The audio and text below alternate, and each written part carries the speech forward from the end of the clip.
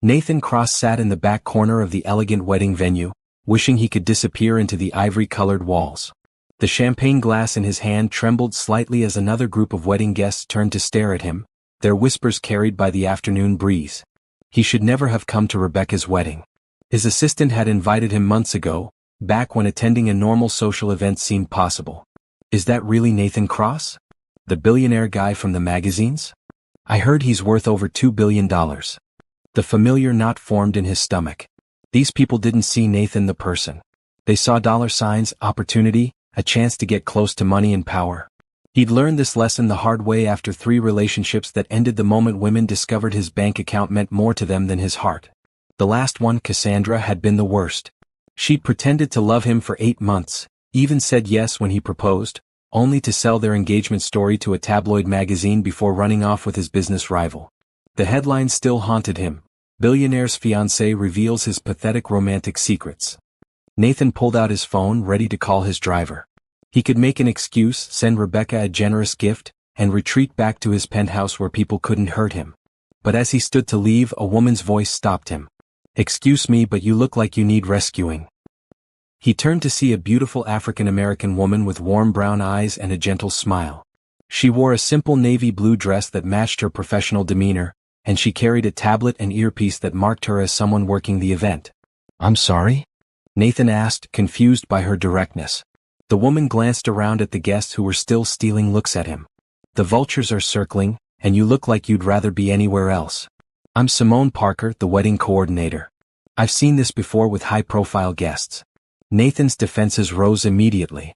Another person who recognized him, another potential gold digger. "I don't know what you're talking about." But Simone stepped closer, lowering her voice. "Look, I don't know who you are or why everyone's staring, but you seem like a decent guy who just wants to enjoy a wedding in peace. Those people over there are taking pictures of you with their phones, and that woman in the red dress has been trying to work up the courage to accidentally bump into you for 10 minutes. Nathan followed her gaze and saw exactly what she described. His heart sank further. "Here's what I suggest," Simone continued, her voice kind but businesslike. "Pretend you're with me. I need to check on the reception setup anyway. Walk with me, laugh at something I say, and they'll think you're taken. Most people won't bother a man who's obviously with someone." The offer stunned him. In 3 years, no one had offered to help him without wanting something in return. "Why would you do that?" "Because everyone deserves to feel comfortable at a wedding," she said simply. "Besides, I could use the company while I work. These events can be lonely when you're the only one working." Nathan studied her face, searching for signs of deception or hidden motives. But Simone's expression remained open and honest. She wasn't looking at him like a prize to be won. She was looking at him like a human being who needed help. "You don't even know me," he said quietly. "I know enough. You're here alone, you're clearly uncomfortable, and you haven't tried to hit on me or show off your wallet in the 30 seconds we've been talking. That puts you ahead of most men I meet at these things." For the first time in months, Nathan felt something close to hope. Maybe, just for one afternoon, he could pretend to be normal. Maybe he could have a conversation with someone who didn't know about his money or his past. "What would I need to do?" he asked. Simone's smile widened. "Just stay close, look happy, and help me make sure Rebecca has the perfect wedding day. Can you handle that?" Nathan looked around the venue one more time. The whispers had grown louder, and he could see phones being discreetly pointed in his direction. The thought of spending the next 4 hours being hunted by strangers made his chest tight with anxiety. But this woman, this kind stranger, was offering him a lifeline. "Yes," he said, surprising himself with how much he wanted this chance. "I can handle that." Simone extended her hand to him. "Then let's go save your afternoon, mystery man." As Nathan took her hand, he felt the stares of the room shift from predatory interest to disappointed acceptance. The woman in the red dress turned away and the phone cameras lowered. For the first time since arriving, Nathan could breathe. "Thank you," he said, meaning it more than she could possibly know. "Don't thank me yet," Simone replied with a wink. "You haven't seen how demanding I can be when there's a wedding to coordinate." But Nathan was already smiling, feeling lighter than he had in years. Maybe this wedding wouldn't be a disaster after all. Could it be that simple? Could one person's kindness really change everything? As Nathan walked beside Simone toward the reception area, he found himself hoping the answer was yes. Simone led Nathan through the crowd with practiced ease, her hands still in his as they navigated between tables set with crystal glasses and white rose centerpieces. She moved with the confidence of someone who belonged here, someone who knew every detail of the event. "First stop, the catering station," she said, glancing at her tablet. "The chef needs to confirm the vegetarian count, and I need to make sure the cake table is properly positioned for the cutting ceremony." Nathan found himself genuinely interested in the logistics. "How long have you been coordinating weddings?" 3 years full-time, but I've been helping with events since I was 16. My aunt owns the business and she taught me everything." Simone paused beside the catering table, where a stressed-looking chef in white was frantically arranging small plates. "Carlos, how are we doing on timing?" "Perfect, Miss Parker. 20 minutes until we serve the appetizers, and the main course will be ready exactly when you need it." "You're amazing," Simone said warmly. "This is going to be Rebecca's dream reception." Nathan watched how she interacted with the staff. There was no condescension, no impatience, just genuine appreciation and clear communication. It was refreshing after years of watching people either fawn over him or treat service workers poorly to impress him. "Is Rebecca a friend of yours?" Nathan asked as they moved toward the cake table. "She's been my client for 8 months, but she feels like a friend now. She's been so excited about today." Simone adjusted one of the flowers on the 3-tier cake, then stepped back to examine her work. "She told me her biggest worry was that her guests wouldn't have fun, which is why I noticed you looking uncomfortable. She'd be heartbroken if anyone felt out of place at her wedding." The genuine care in Simone's voice made Nathan's chest warm. "She seems lucky to have you coordinating." "I love what I do. There's something magical about helping people celebrate the most important day of their lives." Simone looked at him curiously. "What about you? How do you know Rebecca?" Nathan hesitated. The truth was that Rebecca had been his executive assistant for 2 years, managing his schedule and handling his business communications. But admitting that would reveal who he was, and he wasn't ready to lose this feeling of normalcy. "We work together," he said carefully. "She's very organized." "That's an understatement. She sent me 17 different versions of the seating chart." Simone laughed, a sound that made Nathan want to hear it again. "But she's also one of the sweetest people I've ever worked with. She sends thank you cards for everything and always asks about my family." As they continued their rounds, Nathan found himself relaxing for the first time in months. Simone introduced him to vendors, included him in small decisions about music timing and lighting adjustments, and made him feel genuinely useful. When a flower arrangement toppled over, he helped her fix it without being asked. When she needed someone to hold her tablet while she adjusted a microphone, he was there. "You're pretty good at this," Simone observed as they ensured the dance floor was clear of obstacles. "Have you done event coordination before?"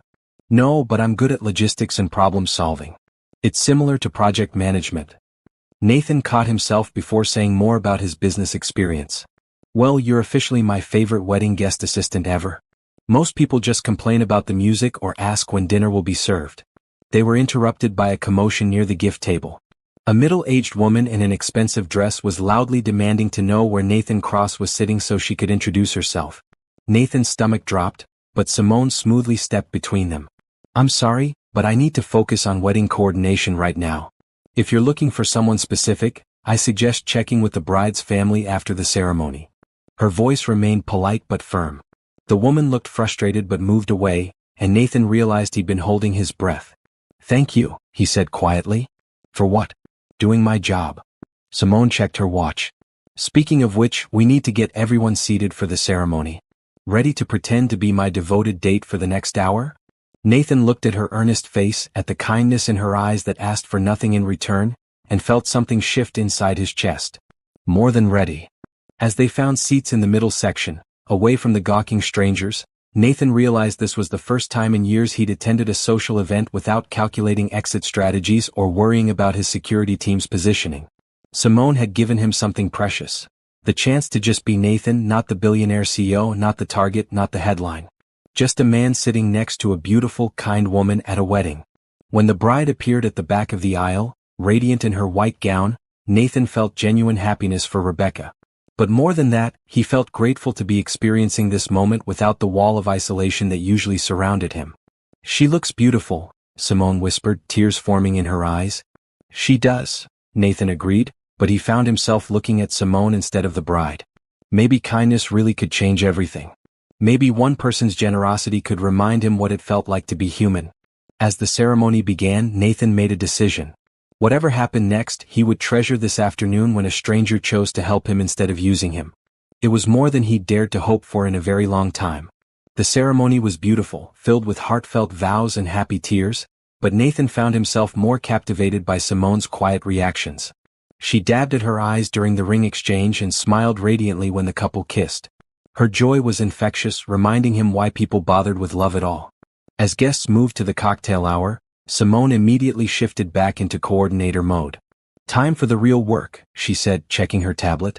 "The photographer wants to do family photos, the band needs their sound check, and I have to make sure the cocktail service is running smoothly. What can I do to help?" Nathan asked, surprising himself with how much he meant it. "Just stay close and keep being my buffer against anyone who looks like they want to cause drama." Simone grinned. "Plus, I could use someone to tell me if anything looks off from a guest's perspective." They spent the next hour weaving through the reception area, with Simone orchestrating every detail while Nathan observed and occasionally offered suggestions. When he noticed that the bar line was getting long, she quickly opened a second service station. When he pointed out that some elderly guests seemed uncomfortable standing, she arranged additional seating. "You have a good eye for this," Simone said as they watched guests happily mingling with drinks in hand. "Are you sure you're not in the hospitality business?" Nathan nearly choked on his sparkling water. His hotel chain was one of the largest in the country, but admitting that would blow his cover completely. "I just pay attention to how people respond to their environment. That's exactly what good event planning is about. You'd be surprised how many people miss the obvious stuff." Simone adjusted a flower arrangement that had been knocked askew. "Like that woman over there in the purple dress. She's been standing alone for 15 minutes, looking uncomfortable. As her fake boyfriend, what do you think we should do?" Nathan looked where she pointed and saw an older woman clutching her purse, clearly feeling out of place. Without thinking, he started walking toward her. "Excuse me," he said gently. "I don't think we've met. I'm Nathan and this is Simone." The woman's face lit up with relief. "Oh, hello. I'm Margaret, Rebecca's great aunt. I don't know many people here and I was feeling a bit lost. Would you like to sit with us?" Simone offered immediately. "We were just about to find a table and we'd love the company." As they helped Margaret get settled with a plate of appetizers and introduced her to other guests, Nathan realized he was genuinely enjoying himself. There was no pressure, no one trying to impress him or get something from him. Just simple human kindness being passed from person to person. "You're naturals at this," Margaret said gratefully. "You two make such a lovely couple." Nathan felt his cheeks warm, but Simone handled it with grace. "Thank you, that's so sweet. We're just happy Rebecca found her perfect match." When the dinner service began, Nathan and Simone were seated at a table with other wedding industry professionals. A photographer, a florist, and a musician. The conversation flowed easily, covering everything from favorite venues to funny wedding mishaps. The worst was when the ring bearer's dog ate the actual wedding rings right before the ceremony, the photographer shared. "We had to use the backup rings from the jewelry store down the street. I once had a bride's veil catch fire from a Unity candle," the florist added. "Thank goodness for quick reflexes and good fire safety protocols." Nathan found himself laughing genuinely, sharing a story about a business dinner where the restaurant's fire alarm went off mid-presentation. He carefully avoided mentioning that it was a multi-million-dollar merger negotiation, but the story still got appreciative chuckles. "What do you do for work, Nathan?" the musician asked. "I'm in business management," Nathan replied vaguely, catching Simone's curious glance. "That covers a lot of ground," she said with a teasing smile. "Anything specific?" Nathan felt trapped but tried to stay as close to the truth as possible. "I help companies run more efficiently. Process improvement, resource allocation, that sort of thing." It wasn't technically a lie. As CEO, he did all of those things just on a much larger scale than he was implying. The conversation moved on, but Nathan noticed Simone watching him thoughtfully. He hoped his evasiveness wasn't making her suspicious.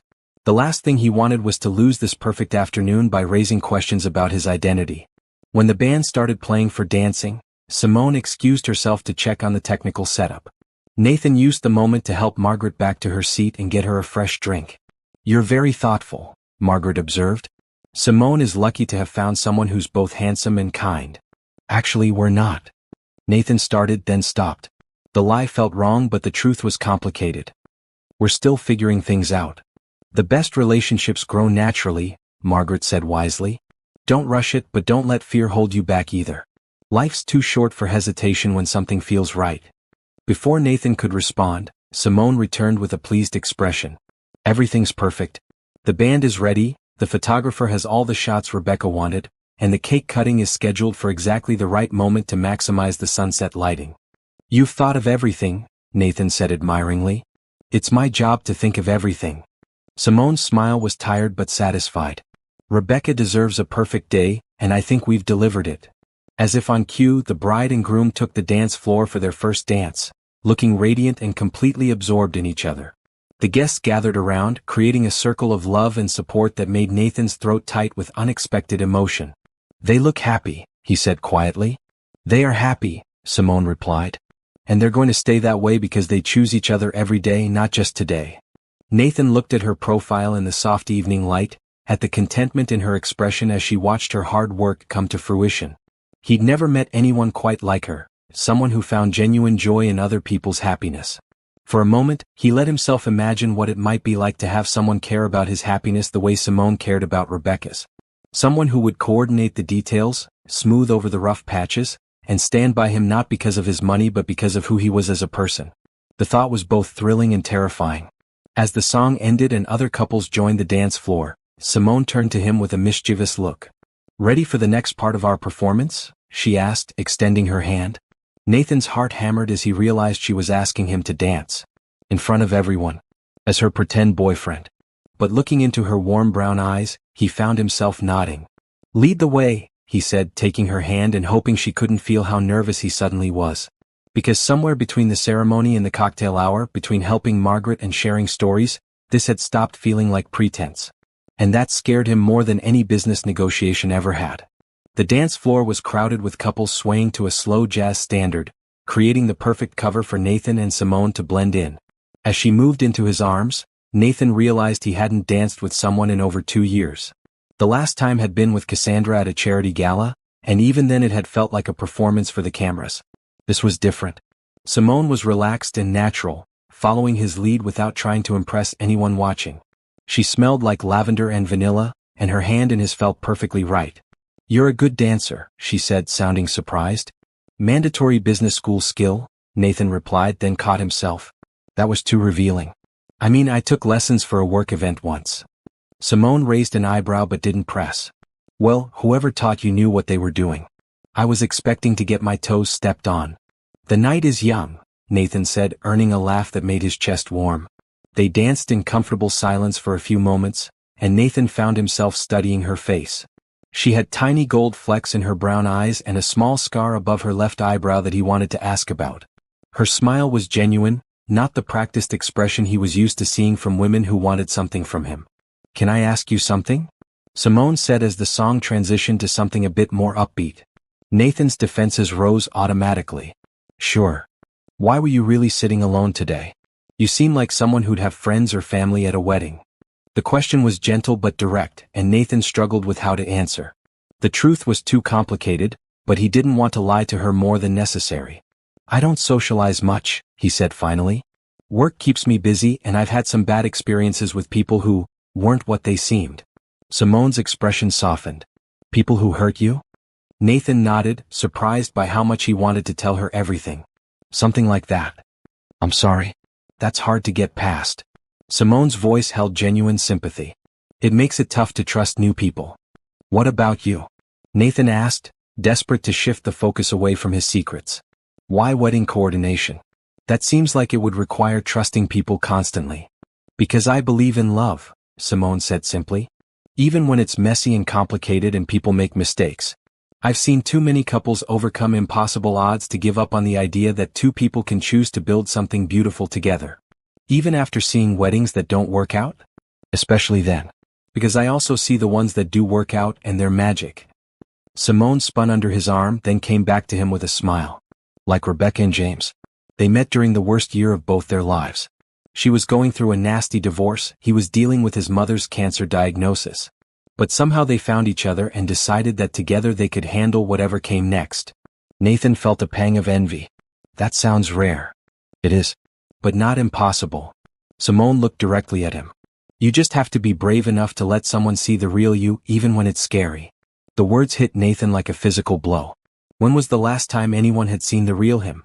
He'd been hiding behind his wealth and position for so long that he wasn't sure the real Nathan even existed anymore. "What if the real you isn't very interesting?" he asked, only half joking. "Everyone's interesting if you look close enough. Take you for example." Nathan's heart stopped. "What about me? You notice things other people miss. You helped Margaret without being asked. You genuinely care about whether Rebecca's having a good wedding. And you're here dancing with me instead of trying to network or show off." Simone's smile was warm. "Those aren't the actions of an uninteresting person." Nathan felt something crack open in his chest, something that had been locked away since Cassandra's betrayal. "You don't know me very well." "No, but I know enough to see that you're kind. And kindness is never boring." The song ended, but neither of them moved apart. Nathan found himself lost in Simone's eyes, wondering what it would be like to tell her everything. To trust someone completely for the first time in years. "Simone, I need to tell you something." "There you are." Rebecca appeared beside them, radiant in her wedding dress and clearly floating on happiness. "Nathan, I'm so glad you came. And Simone, everything is absolutely perfect. Thank you for making today so beautiful." "It's all you and James," Simone said, immediately shifting into professional mode. "You two are what makes it special." Rebecca hugged them both, then lowered her voice conspiratorially. "I have to say, I'm thrilled to see you two together. Nathan's been alone too long, and Simone, you deserve someone who appreciates how amazing you are." Nathan felt his cheeks burn. "Rebecca. Don't be shy. You both look happy and that makes me happy." Rebecca squeezed Simone's hand. "Take care of him, okay? He's one of the good ones even if he doesn't believe it." Before either of them could correct her assumption, Rebecca was swept away by other well-wishers, leaving Nathan and Simone standing awkwardly on the edge of the dance floor. "She seems to know you pretty well," Simone observed. "We've worked together for a while," Nathan said carefully. "She's very perceptive. And she thinks you don't believe you're one of the good ones." Simone's voice was gentle. "Why is that?"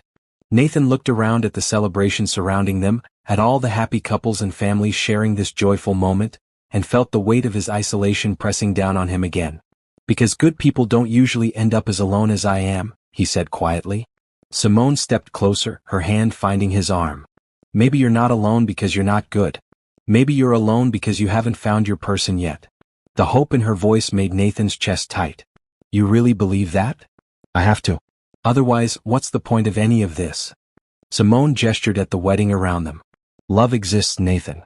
Real love, not the kind that wants something from you or tries to change you. The kind that sees who you really are and chooses you anyway." Nathan stared at her, wondering if she could possibly mean what she seemed to be implying. Was this beautiful, kind woman actually interested in him for himself? Without knowing about his money or his success. "Dance with me again?" he asked, his voice rougher than he intended. "I thought you'd never ask," Simone replied, stepping back into his arms. As they moved together to the next song, Nathan allowed himself to imagine just for a moment what it might be like if this were real. If he could have someone like Simone in his life, someone who saw past the surface and cared about the man underneath. The thought terrified and exhilarated him in equal measure. But for now he would just dance and pretend and let himself feel hopeful for the first time in far too long. As the evening progressed, Nathan found himself completely absorbed in Simone's company. They danced through several songs, their conversation flowing easily between light teasing and surprisingly deep moments. When a particularly energetic song came on, Simone laughed and pulled him into a more spirited dance, not caring who was watching. "You're full of surprises," Nathan said, slightly breathless as he spun her around. "Good surprises or bad surprises?"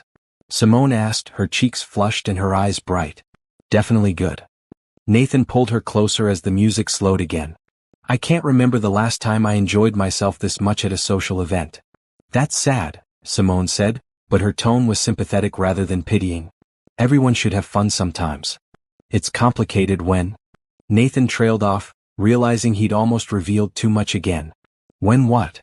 Nathan looked down at her upturned face, at the genuine curiosity and care in her expression, and felt his carefully constructed walls crumbling. "When people have expectations about who you should be." Simone nodded thoughtfully. "I get that. People see the wedding coordinator and assume I'm this super romantic person who believes in fairy tales and happily ever after. Aren't you?" "I believe in love, but I'm not naive about it. I know it takes work and compromise and choosing each other every day, even when it's hard." Simone's voice grew softer. I've seen enough marriages fall apart to know that the wedding is just the beginning. The real relationship starts the next day. Nathan was struck by her maturity and realism. Most of the women he'd dated had seemed to view relationships as transactions or competitions, not as ongoing commitments requiring effort from both sides. "What about you?" Simone asked. "What do people expect from you that makes socializing so complicated?" Nathan felt the familiar panic rise in his chest. How could he explain that people expected him to be a walking ATM, a networking opportunity, a trophy boyfriend? That every conversation came with hidden agendas and calculated moves? "They expect me to be someone I'm not comfortable being," he said finally.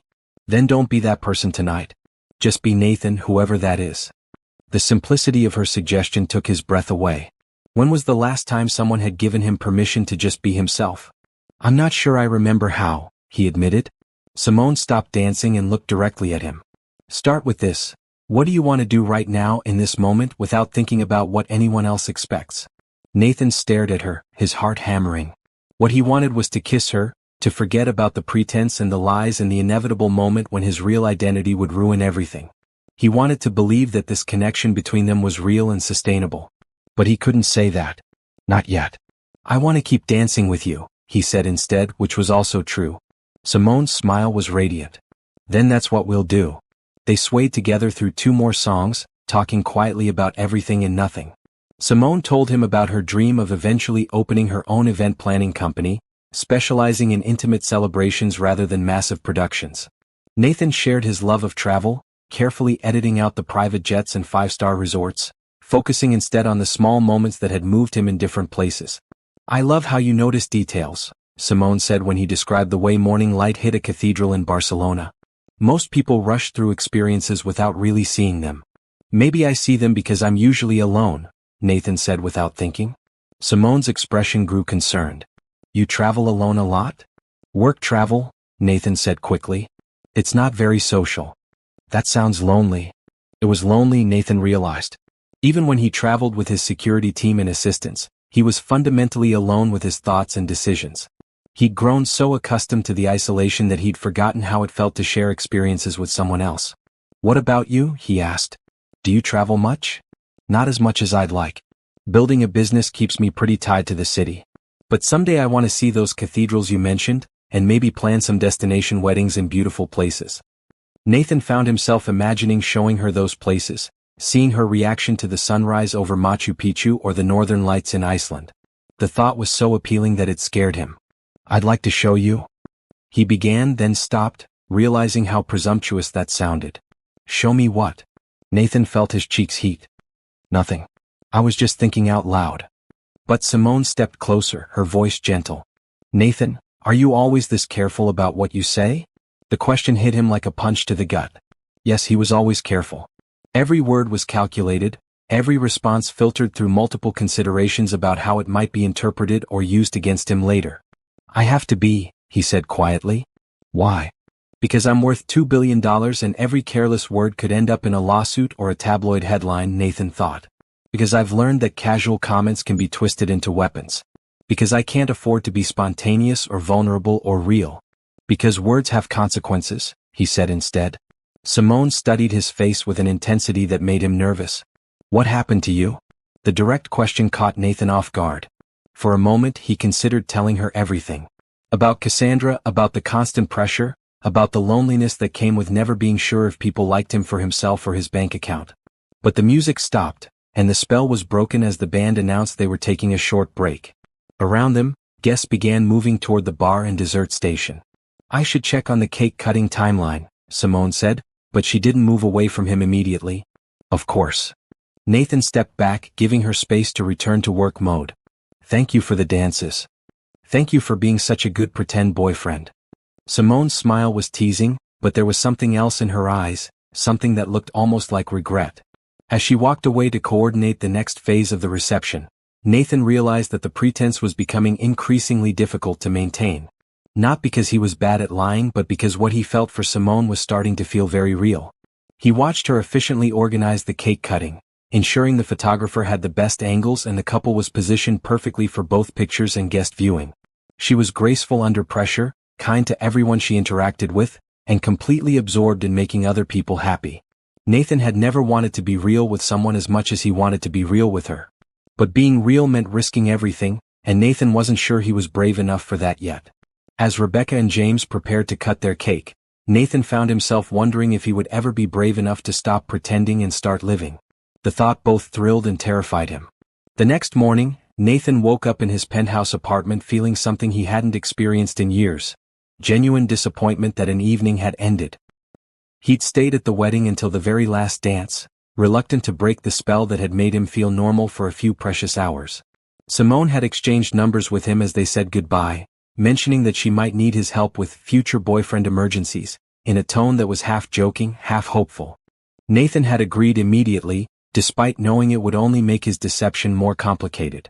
Now, standing in his marble and glass kitchen with its view of the entire city, he felt the familiar weight of his isolation settling back over him.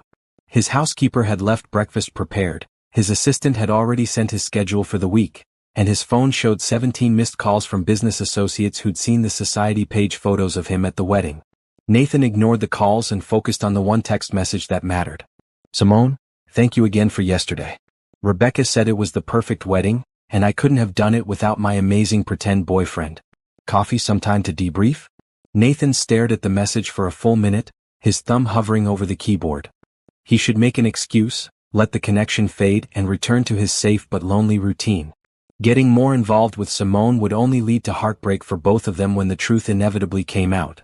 But the memory of her laugh, of the way she'd looked at him during their slow dances, made the choice for him. "Nathan, I'd love coffee. When and where?" Her response came quickly. "Simone, there's a little cafe called Beans and Dreams on 5th Street. Tomorrow at 10? Nathan knew the place.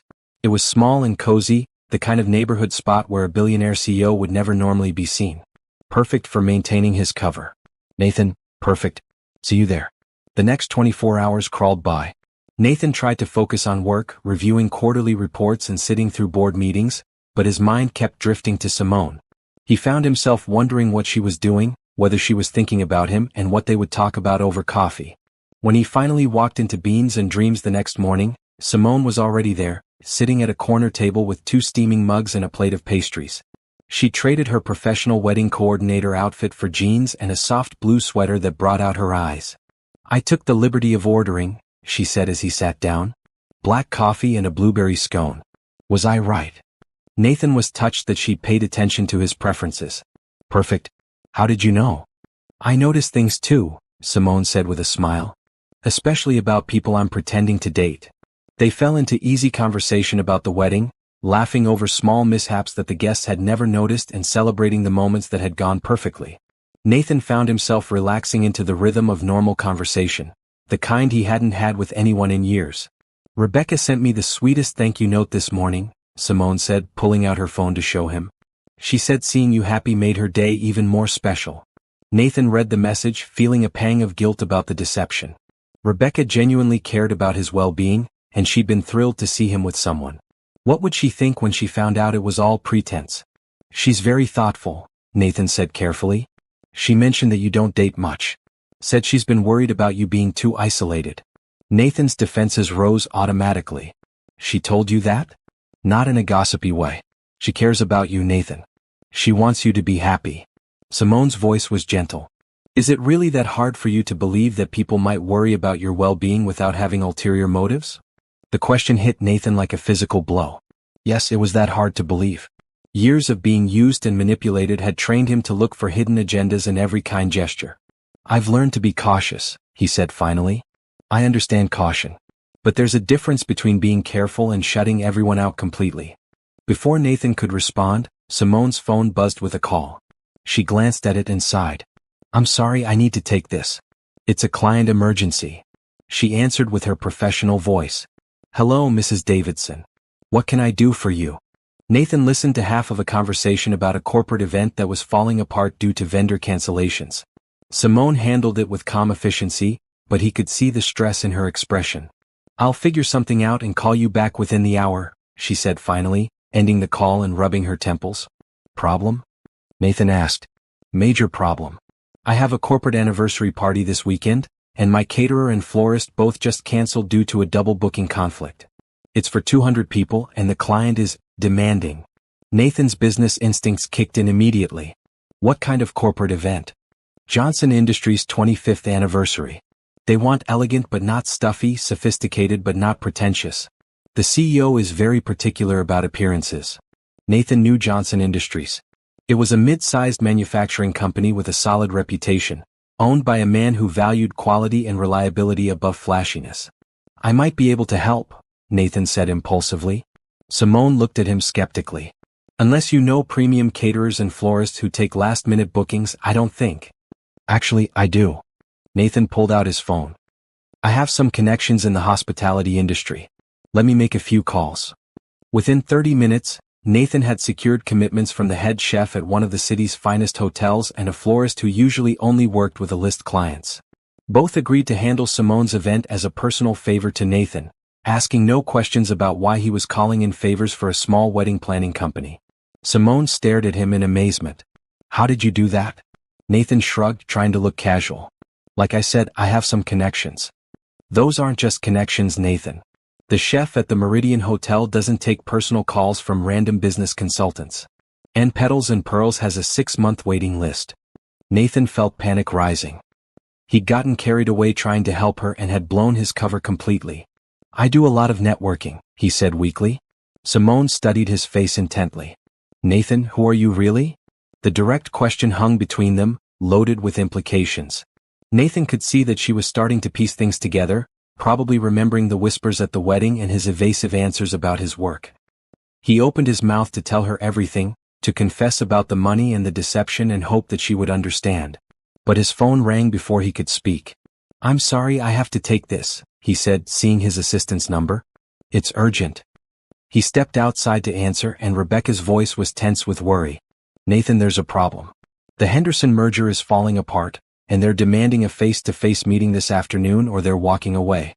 I know you're trying to keep a low profile, but this could cost us $300 million.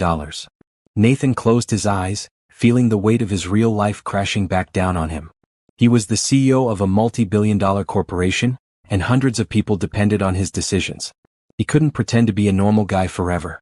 Schedule the meeting, he said quietly. I'll be there in an hour. When he returned to the table, Simone was watching him with an unreadable expression. I have to go, Nathan said. Work emergency. Of course. Simone's voice was cool. Thank you for helping with the caterer and florist. I'll pay you back for any deposits you covered. That's not necessary. Yes, it is. I don't like owing people, especially people I don't really know. The words stung, but Nathan couldn't blame her for being suspicious. He'd been lying to her from the beginning, and she was starting to figure it out. Simone, It's okay, Nathan. We both know this was just pretense. Her smile was polite but distant. Thank you for a lovely evening and for helping with my crisis. I hope your work emergency resolves itself. As Nathan walked away from the cafe, he felt like he was losing something precious before he'd ever really had it. Simone was pulling back, protecting herself from whatever she sensed he was hiding. And the worst part was he couldn't blame her. But he also couldn't stop wanting to find a way to make it real. 3 days passed without contact, and Nathan found himself checking his phone constantly for messages from Simone. He'd thrown himself into work, successfully saving the Henderson merger and handling 2 other crisis situations, but nothing felt as important as the conversation he'd left unfinished at the cafe. On Thursday evening, his phone finally buzzed with her number. Simone, the Johnson Industries event is tomorrow night. Would you like to be my date? For real this time, not pretense. I'd like to see who you really are. Nathan stared at the message for 10 minutes, his heart racing. She was giving him a chance to be honest, to stop hiding behind his careful evasions. But attending a corporate event carried huge risks. What if someone recognized him? What if his presence drew unwanted attention to Simone's business? But the alternative was losing her completely, and that felt worse than any professional risk. Nathan, yes. What should I know about the event? Simone, cocktail attire, 7 p.m. at the Riverside Pavilion. And Nathan? No more secrets. I'm tired of wondering who I'm talking to. Nathan's chest tightened. She deserved the truth, but he wasn't sure how to tell her without destroying what they had. He spent the next day agonizing over how to handle the conversation, practicing different ways to explain his situation. When he arrived at the Riverside Pavilion that evening, Simone took his breath away. She wore a simple black dress that was elegant without being flashy, and her hair was styled in soft waves around her face. She looked beautiful and professional and completely out of his league. "You look stunning," Nathan said, meaning it completely. "Thank you. You clean up pretty well yourself." Simone's smile was warm but guarded. "Ready to meet the demanding Mr. Johnson?" As they walked into the event, Nathan was relieved to see that it was a more intimate gathering than he'd expected. About 150 people mingled in the beautifully decorated space, with the catering and floral arrangements he'd helped secure, creating exactly the sophisticated but approachable atmosphere Simone had described. "This is incredible," Nathan said, genuinely impressed. "You've created the perfect environment." "We created it," Simone corrected. "I couldn't have pulled this off without your connections." Before Nathan could respond, a distinguished older man approached them with a welcoming smile. "You must be Simone. I'm Robert Johnson, and I cannot thank you enough for saving our celebration. When our original vendors canceled, I thought we'd have to serve pizza and call it good." "It was my pleasure, Mr. Johnson. I'd like you to meet Nathan Cross, my partner for the evening." Nathan shook Johnson's hand, grateful that Simone hadn't tried to define their relationship more specifically. "Nathan Cross." Johnson's expression shifted slightly. "That's an interesting coincidence. We've been trying to get a meeting with Nathan Cross, the CEO of Cross Industries, for months. Our companies would be perfect strategic partners." Nathan felt the blood drain from his face. Of all the possible complications, he hadn't considered that Johnson might actually want to do business with him. "Common name," Nathan managed. But Johnson was studying his face more carefully. "You know, you look remarkably similar to the photos I've seen. Same eyes, same jawline." Simone looked between them, confusion clear in her expression. "What are you talking about?" "Cross Industries," Johnson explained. "One of the largest hospitality and real estate conglomerates in the country. The CEO is notoriously private, but he's built an incredible company. His hotels are some of the finest in the world." Nathan watched Simone's face as understanding dawned. Her eyes widened, then narrowed, and he could see the exact moment she put all the pieces together. His evasive answers about work, his mysterious connections, the way people had stared at him at the wedding. "If you'll excuse us for a moment," Simone said to Johnson, her voice carefully controlled. "I need to speak with my partner privately." She walked toward a quiet corner of the venue and Nathan followed, his heart hammering. When they were out of earshot, she turned to face him with an expression he couldn't read. "Nathan Cross, CEO of Cross Industries. Worth approximately $2 billion according to Forbes magazine." Her voice was calm, but Nathan could see the hurt in her eyes. "Did I get that right?" "Simone, I can explain." "Can you?" "Because I'm having trouble understanding why a billionaire needed my help to avoid attention at a wedding. Or why he lied to me for over a week about who he was." Nathan felt everything he'd feared would happen crashing down around him. "I didn't want you to treat me differently." "Differently than what?" "Honestly?" Simone's composure was cracking. "You let me worry about paying for those vendors, Nathan. You watched me stress about my small business problems while you could have solved them with pocket change. That's exactly why I didn't tell you." Nathan stepped closer, desperate to make her understand. "Everyone wants something from me, Simone. Money, connections, business opportunities. You were the first person in years who just wanted to help me, who saw me as a person instead of a bank account. So you decided to lie instead of trusting me to handle the truth?" The accusation hit Nathan like a physical blow because it was completely accurate. He had chosen deception over trust, protection over vulnerability. "I was scared," he admitted. "Scared that if you knew who I was, you'd either want something from me or decide I wasn't worth the complications that come with dating a public figure." Simone stared at him for a long moment, and Nathan could see her processing everything. Around them, the party continued, but it felt like they were in their own separate world. "The wedding," she said finally. "Those people who were staring at you taking pictures. They recognized me from magazine covers and news articles. It happens everywhere I go. And you thought I was part of that? Another person trying to use you?" Nathan's throat was tight. "Not after I got to know you. But by then I was in too deep. I didn't know how to tell you without ruining everything." Simone looked away and Nathan could see tears forming in her eyes. "You made that choice for both of us, Nathan. You decided I couldn't handle your truth, and you built our entire connection on a lie." "Not a lie," Nathan said desperately. "Everything I told you about myself was true. I just left out some details." "Some details?" Simone's voice rose slightly. "You left out that you're one of the most powerful men in the country. That's not a detail, Nathan, that's your entire reality." Nathan realized that his greatest fear was coming true. The money and power that isolated him from everyone else had poisoned this relationship too, just in a different way than usual. What do you want me to say, Simone? That I wish I wasn't wealthy? That I give it all up to be normal? Nathan ran his hands through his hair. I can't change who I am, and I can't change the fact that my life comes with complications. I'm not asking you to change who you are. I'm asking you to trust me enough to be honest about it. They stood there looking at each other, the weight of the revelation hanging between them. Nathan could see that he was losing her, that his deception had damaged something that might have been beautiful if he'd handled it differently. I'm sorry, he said quietly. You're right, and I'm sorry. I should have trusted you. Simone wiped her eyes carefully, trying not to disturb her makeup. I need some time to think about this, Nathan. This whole thing, who you really are, what it means. Of course. I understand. Nathan felt his heart breaking, but he forced himself to stay calm. What do you want to do about tonight? I can leave if that would be easier. Simone looked around at the successful event, at the guests enjoying the food and decorations they'd arranged together. Stay. We committed to being partners tonight, and I honor my commitments. But after this. She didn't finish the sentence, but Nathan understood. After tonight, she would decide whether a billionaire CEO and a wedding planner could find a way to build something real together. As they returned to the party, Nathan realized that for the first time in his life, his wealth felt like a liability instead of an asset. And he had no idea how to fix what he'd broken. Despite the tension between them, Nathan and Simone presented a united front for the remainder of the Johnson Industries event. They moved through the party like a real couple, with Simone introducing Nathan to key guests and Nathan offering thoughtful observations about the business conversations he overheard. Robert Johnson approached them again near the end of the evening, this time with his wife and several other executives. Simone, this has been absolutely perfect. You've exceeded every expectation. Johnson turned to Nathan with renewed interest. And I have to ask again, are you sure you're not the Nathan Cross we've been trying to reach? Nathan felt Simone's eyes on him and made a decision. He was tired of lying, especially to her.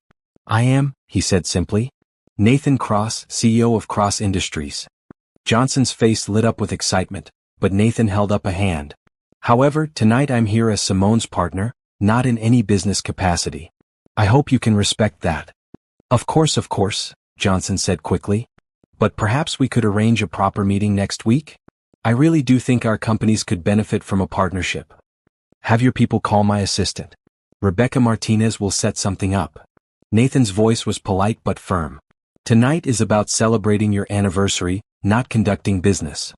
After Johnson moved away, clearly thrilled with the connection, Simone looked at Nathan with something that might have been admiration. That was well handled, she said quietly. I meant what I said. Tonight is about you and your success, not my business interests. They spent the final hour of the event ensuring everything wrapped up smoothly.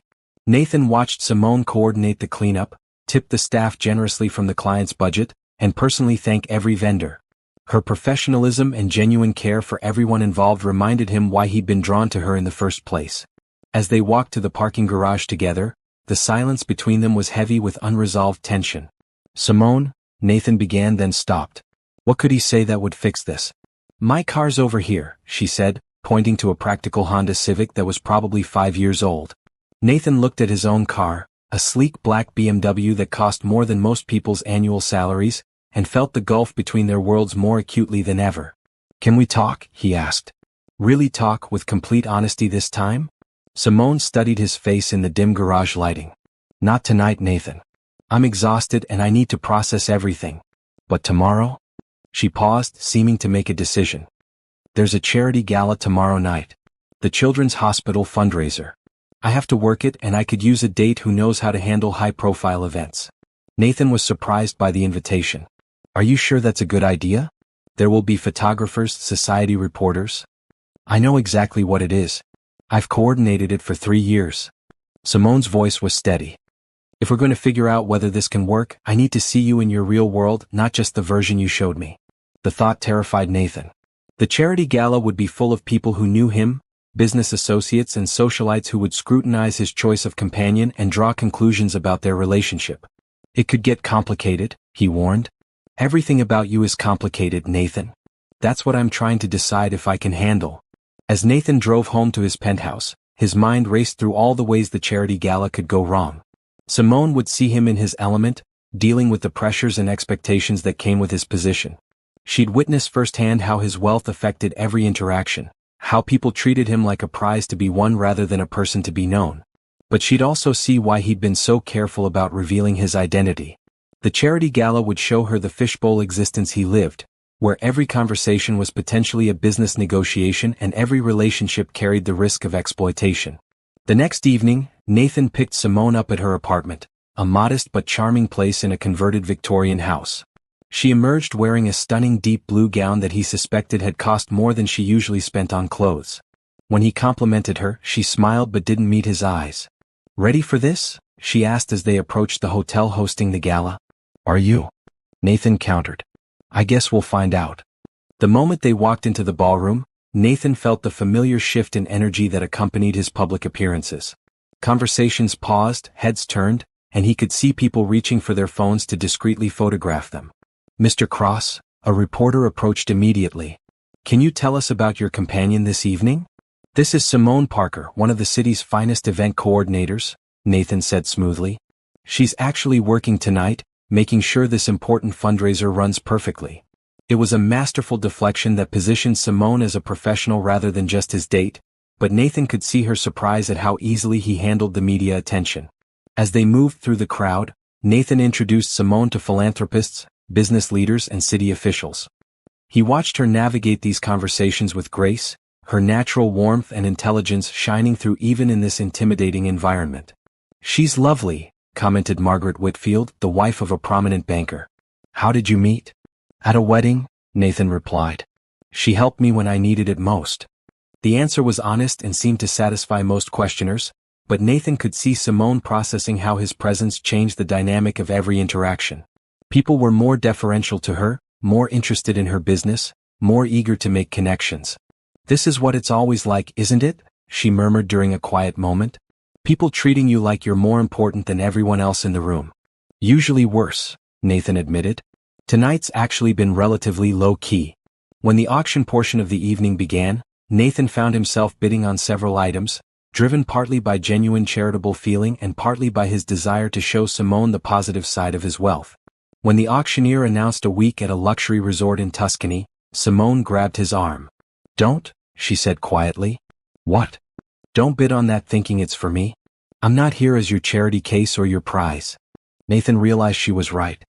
He'd been unconsciously trying to impress her with his generosity, falling into the same patterns that had driven away other women who'd felt overwhelmed by his resources. Instead, he bid on a scholarship fund for underprivileged children, something that mattered to him personally and didn't carry any implications about their relationship. As the evening wound down, Nathan could see that Simone was emotionally drained from navigating his world. The constant attention, the careful conversations, the weight of being scrutinized as his potential romantic interest had clearly taken a toll. "Thank you," he said as they walked to his car. "I know tonight wasn't easy." "It wasn't," Simone agreed. "But it was educational." Nathan wasn't sure if that was good or bad, but he didn't push for clarification. He'd learned enough about Simone to know that she needed time to process her thoughts before sharing them. As he dropped her off at her apartment, she turned to him with a serious expression. "I need a few days, Nathan, to think about everything I've learned and whether I can handle what a relationship with you would really look like." Nathan's heart sank, but he forced himself to nod. "I understand. Take all the time you need. Thank you for being honest tonight. For letting me see the real you even when it wasn't flattering."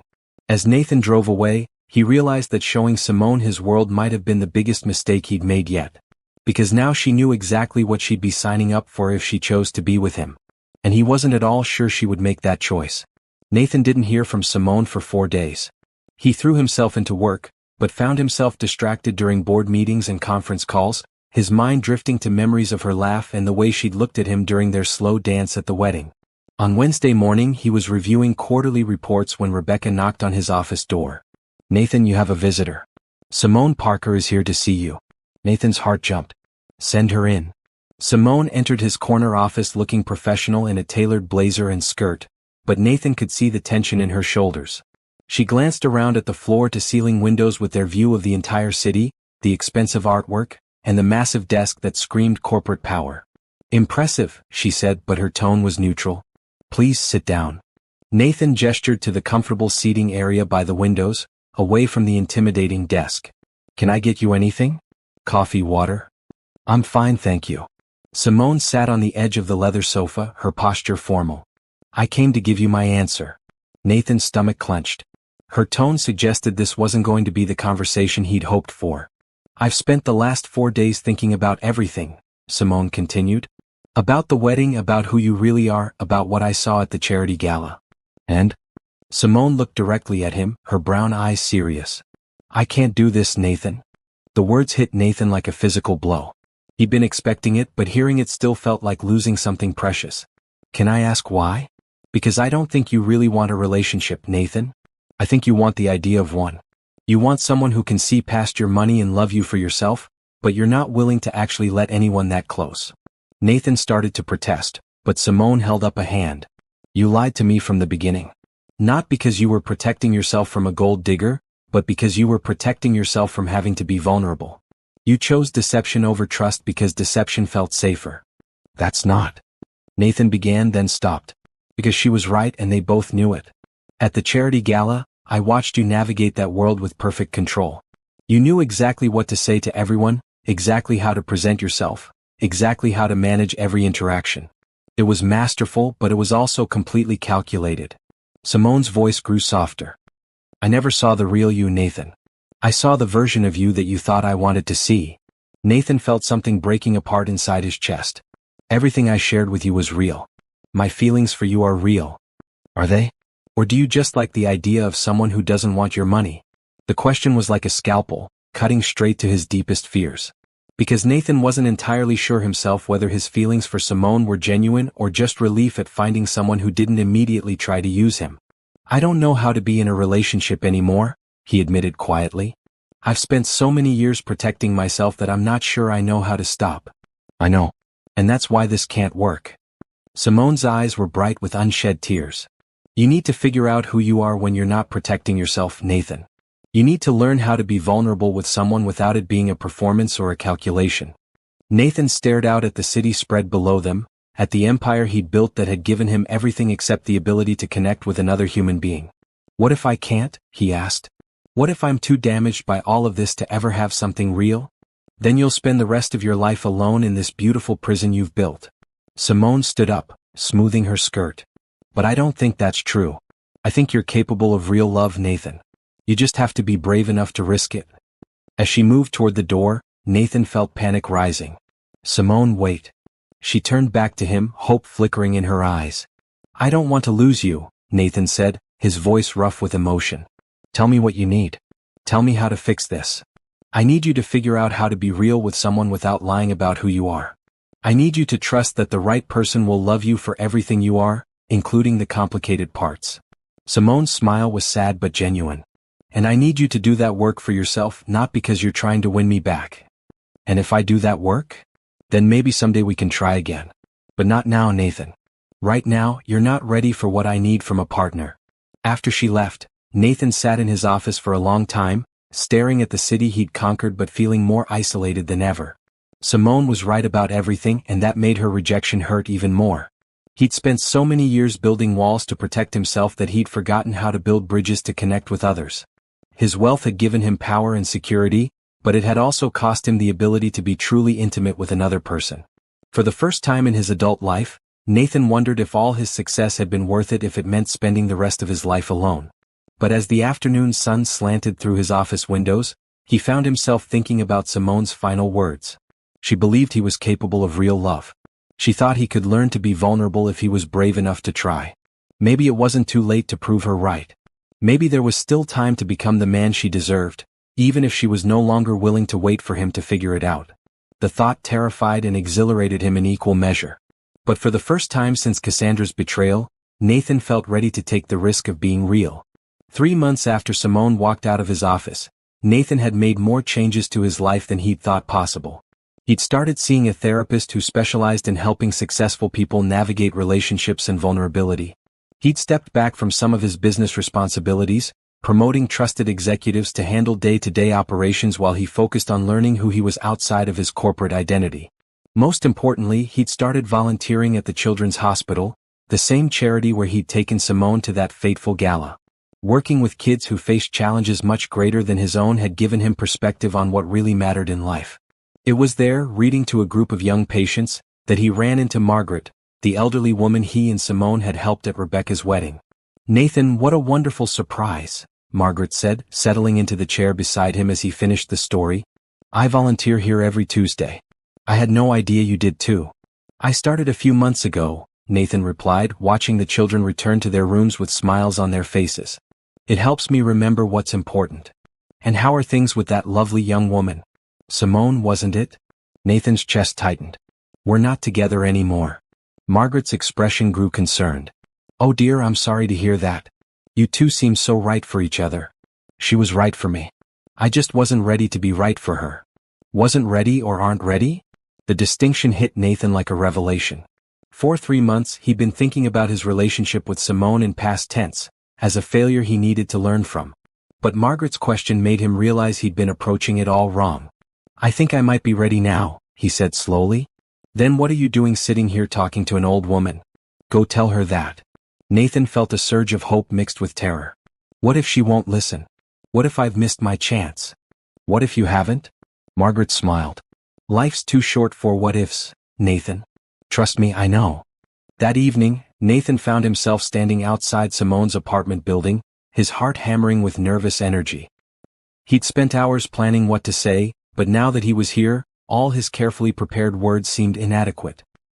He was about to lose his nerve when Simone emerged from the building, clearly heading out for the evening. She looked beautiful in a simple green dress, but Nathan could see the surprise and wariness in her eyes when she spotted him. "Nathan? What are you doing here?" "I needed to see you. To tell you that you were right about everything." Simone glanced around at the other pedestrians on the busy street. "This isn't really the place for that conversation." "Then come with me, please. Just give me 1 hour to show you how much I've changed." Something in his voice must have convinced her, because after a moment's hesitation, she nodded. Nathan led her to a small community garden a few blocks away, a quiet space with benches surrounded by flowering plants. It was the kind of place he never would have known about before he started volunteering, before he began exploring parts of the city beyond his usual haunts. "I've been thinking about what you said," Nathan began once they were seated. "About needing to figure out who I am when I'm not protecting myself." "And? You were right. I had no idea who that person was. I'd been hiding behind my wealth and position for so long that I'd forgotten there was anything else." Nathan took a deep breath. "So I've been working on it. Therapy, volunteering, stepping back from some of my business responsibilities. Learning how to be Nathan the person instead of Nathan the CEO." Simone studied his face carefully. "That's good, Nathan. I'm glad you're doing that work. But you don't need to report back to me about your progress." "I'm not reporting back. I'm asking for another chance." The words hung between them in the evening air. Simone looked away and Nathan could see her wrestling with her thoughts. "Nathan, I know you said I needed to do this work for myself, and I have. I'm happier now, more centered, more aware of what I actually want from life." Nathan leaned forward. "But doing that work also made me realize that what I want is you. Not the idea of you, not what you represent, but you specifically. Your kindness, your strength, your ability to see the best in people even when they can't see it themselves. How do I know this isn't just another performance? Another version of Nathan designed to get what you want?" The question was fair, and Nathan had been expecting it. "Because I'm not asking you to make a decision right now. I'm asking you to let me prove it to you over time." Nathan pulled out his phone and showed her a photo from the children's hospital. "This is who I am now. I volunteer every Tuesday and Thursday, reading to kids and helping with activities. I'm not doing it for publicity or tax benefits or to impress anyone. I'm doing it because it makes me feel like the person I want to be." Simone looked at the photo, her expression softening slightly. "I've also been working with a therapist on understanding why I found it so hard to trust you with the truth about my wealth. It wasn't really about protecting myself from gold diggers. It was about being terrified that the real me wasn't enough to hold someone's interest once the novelty wore off." "Nathan, let me finish, please." Nathan's voice was gentle but urgent. "I've learned that I can't build a real relationship on fear and control. I have to trust that the right person will love me for who I am, complications and all. And I believe you're that person, Simone. I believe we could build something beautiful together if you're willing to take the risk." Simone was quiet for a long moment, and Nathan forced himself to wait instead of rushing to fill the silence. "The children's hospital," she said finally. How long have you been volunteering there? 3 months. Every week since the day you walked out of my office. And the therapy? Same timeline. Dr. Richardson specializes in helping people in high-pressure careers learn how to have healthy relationships. Simone turned to face him fully. Why should I believe this isn't just another calculated move designed to get what you want? Nathan had been dreading this question, but he forced himself to answer with complete honesty. Because I'm not asking you to believe it. I'm asking you to let me prove it. Go slow, set boundaries, keep your guard up if you need to. But give me a chance to show you that I'm capable of the kind of real, honest relationship you deserve. And if I say no? The question was like a knife to his heart, but Nathan met her eyes steadily. Then I'll respect that decision and leave you alone. But I'll keep doing the work to become a better man, because that's who I want to be regardless of what happens between us. Simone stood up and walked to the edge of the garden, looking out at the city lights beginning to twinkle in the growing dusk. Nathan stayed on the bench, giving her space to think. When she finally turned back to him, there were tears in her eyes. I missed you, she said simply. Nathan's heart soared. I missed you too. Every day. If we do this, if we try again, things have to be different. Complete honesty even when it's uncomfortable. No more protecting me from who you really are. I promise. And we go slow. I need time to trust that this version of you is real and sustainable. As slow as you need.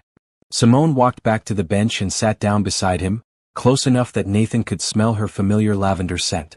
I've been miserable without you, she admitted. I kept telling myself I made the right choice, but I missed talking to you. I missed the way you notice things other people miss. I missed dancing with you. Dance with me now, Nathan said impulsively. Here? There's no music. There's music everywhere if you listen for it. Nathan stood and extended his hand to her. Trust me? Simone looked at his outstretched hand for a moment, then smiled and took it.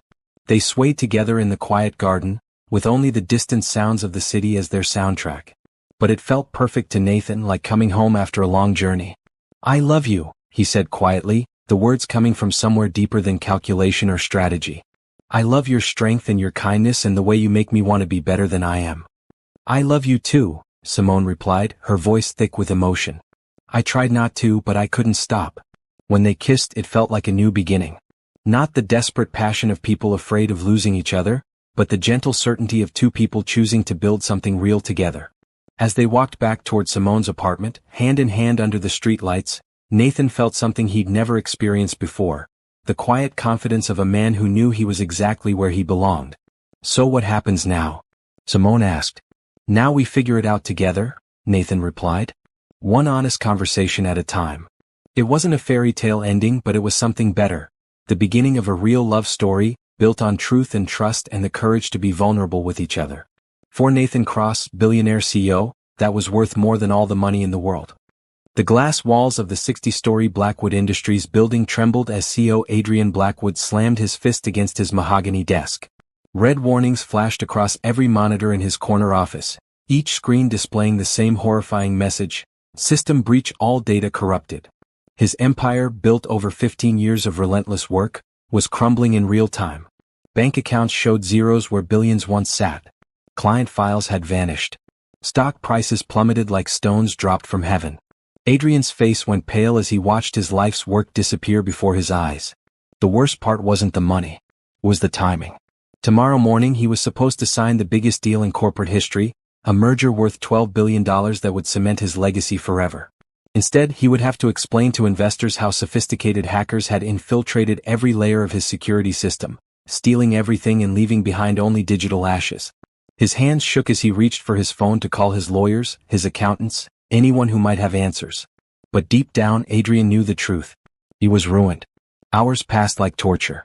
Adrian sent his staff home, unable to bear their worried looks and whispered conversations. The building grew quiet except for the hum of servers still trying to process corrupted data. He loosened his silk tie and unbuttoned his tailored shirt, sweat beading on his forehead despite the air conditioning. This was it. 15 years of building the most innovative tech company on the West Coast, gone in a single evening. The press would have a field day. His competitors would celebrate. His family would pretend to comfort him while secretly counting the inheritance that would never come. At 11:30 p.m., Adrian heard footsteps echoing through the empty corridors. Security made their rounds at midnight, but this sounded different. Lighter. More cautious. He looked up from his desk where he'd been staring at the same error message for the past hour, his eyes red and strained. Through his glass office walls, he could see a figure moving through the cubicles outside, pushing a cleaning cart. The night cleaning crew. He'd forgotten they still came this late, working invisibly while the corporate world slept. The cleaner was a young African-American woman, probably in her late 20s, wearing a simple blue uniform with her hair pulled back in a neat ponytail. She moved efficiently between the workstations, emptying trash cans and wiping down surfaces. Something about her calm presence in the midst of his chaos struck Adrian as oddly comforting. Here was someone whose world wasn't ending, someone who could still perform simple, honest work while his complicated empire burned around him. As she approached his office area, their eyes met through the glass.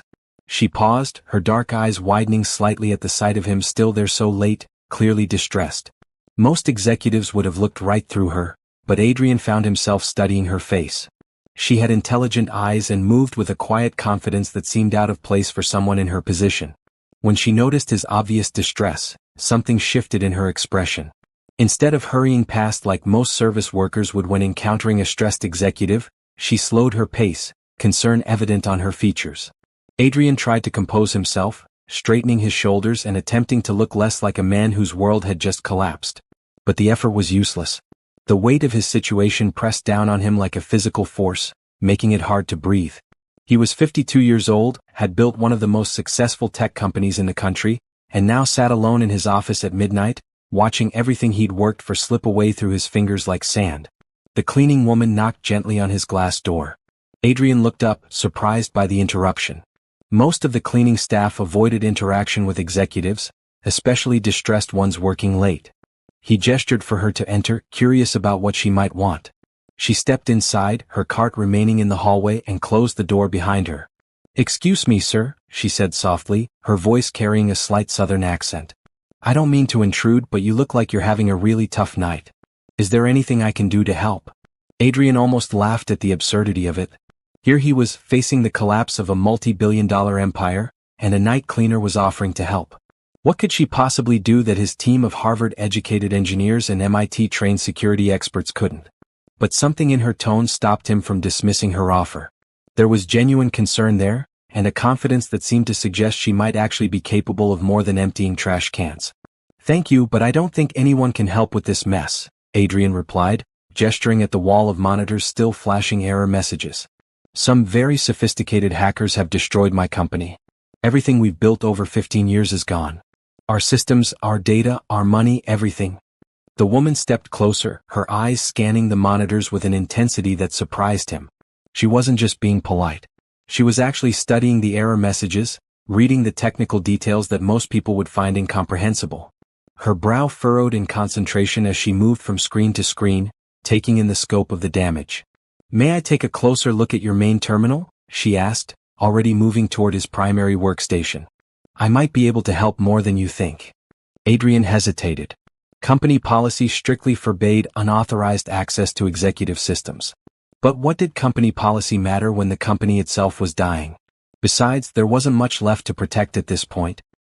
He nodded and stepped aside, watching as she settled into his chair with surprising familiarity. Her fingers moved across the keyboard with the fluid precision of someone who'd spent years coding. This wasn't the uncertain typing of someone unfamiliar with computers. This was the smooth, confident movement of an experienced programmer. Adrian watched in growing amazement as she navigated through system directories and accessed diagnostic tools he didn't even know existed on his own computer. "This is interesting," she murmured, her eyes reflecting the glow of the monitor. "The attack vector is sophisticated, but they made some assumptions about your backup protocols that might not be accurate. Tell me, do you have any offline storage systems that weren't connected to your main network tonight?" Adrian stared at her in disbelief. This cleaning woman was speaking the technical language of cybersecurity like a seasoned expert. How was this possible? Who was she really? Are you curious to see how a simple cleaner could save a billion-dollar empire? Will Adrian's life change forever tonight? Subscribe and comment below with your thoughts on what might happen next in this incredible story of unexpected heroes and second chances. "Who are you?" Adrian asked, his voice barely above a whisper. The question hung in the air between them as the woman continued typing, her fingers dancing across the keyboard with the skill of a master pianist. She paused for just a moment, glancing up at him with those intelligent, dark eyes that seemed to hold secrets. "My name is Jasmine Washington," she said simply, then returned her attention to the screen. "And before I started cleaning offices at night, I spent 8 years as a senior software engineer at Technova Systems. I specialized in cybersecurity and network architecture." She pulled up another diagnostic window, her expression growing more serious. "I can see what they did here, Mr. Blackwood. It's elegant work, but they left fingerprints." Adrian sank into the chair beside his desk, his mind reeling. Technova Systems was one of the most respected tech firms on the East Coast. Their cybersecurity division was legendary in the industry. If Jasmine had worked there for 8 years as a senior engineer, she was probably more qualified to handle this crisis than most of his current staff. But why was she cleaning offices instead of running IT departments?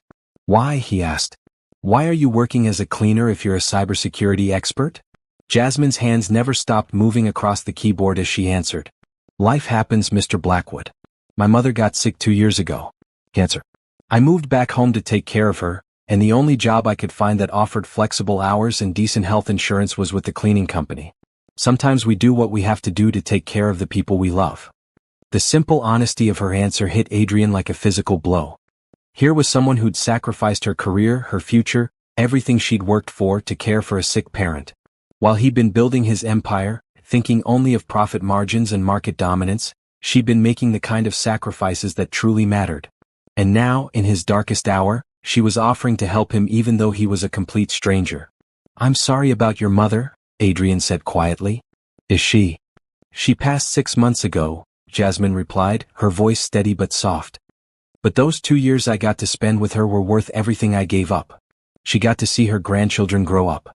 She got to teach them her famous apple pie recipe. She got to tell them stories about their great-grandmother and where our family came from. Some things are more valuable than career advancement." Adrian felt a lump forming in his throat. When was the last time he'd visited his own mother? When was the last time he'd prioritized family over business? He couldn't even remember. All those board meetings and conference calls that had seemed so important suddenly felt trivial compared to the quiet dignity of the woman working to save his company. "I found something," Jasmine said suddenly, her voice taking on an edge of excitement. "Look at this. The hackers assumed your backup systems were integrated with your main network, but you've got some older servers that were never connected to the internet. They're clean. All your core data is still there, it's just not accessible through your current network infrastructure." Adrian leaned forward, hope flickering to life in his chest for the first time in hours. "Are you saying we can recover everything?" "Not just recover it," Jasmine said, her fingers flying across the keyboard. "We can trace the attack back to its source and build better defenses than you had before. But I'll need access to your server room and about 6 hours of uninterrupted work. This is going to be complex." Without hesitation, Adrian stood up and pulled his master key card from his wallet. "Whatever you need. Full access to everything. Just tell me what to do." Jasmine looked up at him, surprise flickering across her features. "You're trusting me with your entire company based on a 5-minute conversation? You're the first person tonight who's offered me hope instead of sympathy," Adrian replied. "And frankly, what choice do I have? If you can't help me, I'm finished anyway. But if you can?" He trailed off, hardly daring to voice the possibility that his nightmare might have a solution. Jasmine nodded and stood up, already moving with the focused energy of someone with a plan. "Then let's get to work. But I have one condition, Mr. Blackwood. When we fix this and when your company comes back stronger than ever, I want you to remember that it wasn't just your money or your technology that saved you. It was trusting the right person at the right moment." Adrian followed her out of his office, watching as she confidently navigated the hallways toward the server room. Her cleaning cart sat abandoned by the elevator, a reminder of the life she'd been living just an hour ago. Now she moved like the executive she'd once been, her shoulders straight, her step purposeful. The transformation was remarkable. As they reached the secure elevator that led to the basement server room, Adrian realized he was witnessing something extraordinary. This wasn't just about recovering his data or saving his company. This was about discovering that sometimes salvation comes from the most unexpected places. Sometimes the person who can change your entire life is someone you'd normally never notice, someone whose potential you'd overlook because of assumptions about their circumstances. The elevator descended into the depths of the building, carrying them toward either disaster or redemption. Adrian glanced at Jasmine, who was studying the key card he'd given her with the same intense focus she'd applied to his computer systems. In the space of an hour, she'd gone from being an invisible night worker to being his only hope for survival. The irony wasn't lost on him that the woman cleaning up other people's messes might be the one to clean up the biggest mess of his life. "Jasmine," he said as the elevator reached the basement level. "Whatever happens tonight, I want you to know that I'm grateful. Not just for your help, but for reminding me that there are still people in the world who offer kindness to strangers without expecting anything in return." She smiled at him, the first real smile he'd seen from her since they'd met. It transformed her face completely, revealing not just intelligence and competence, but warmth and genuine caring. "Let's see if you still feel that way when you get my consulting bill, Mr. Blackwood." For the first time in hours, Adrian laughed. A real, genuine laugh that seemed to release some of the crushing pressure in his chest. Maybe, just maybe, this impossible night might have an ending he could never have imagined. The server room hummed with the sound of hundreds of machines, their blue LED lights creating an almost ethereal glow in the dimly lit space. Jasmine moved between the towers with the confidence of someone who belonged there, her eyes scanning labels and connection points while Adrian watched in fascination. She'd asked him to bring coffee and sandwiches from the executive kitchen, understanding that they were in for a long night of intensive work. "Here's what happened," Jasmine explained as she connected her laptop to one of the isolated backup servers. "The hackers used a multi-vector attack. They came in through your email system, planted malware that slowly mapped your entire network over several weeks, then activated everything at once tonight. But they assumed all your systems were integrated. These older backup servers were installed before your last major upgrade, and they're operating on a completely separate protocol." Adrian nodded, though much of the technical detail went over his head. What amazed him was watching Jasmine work. She'd shed her cleaning uniform jacket and rolled up her sleeves, revealing arms that moved with practiced precision as she connected cables and accessed system after system. Her transformation from janitor to cybersecurity expert was complete, and Adrian found himself wondering what other talents were hidden in the people he'd never bothered to really see. "The beautiful thing about their attack," Jasmine continued, lines of code streaming across her laptop screen, "is that it was so comprehensive, it actually makes our job easier.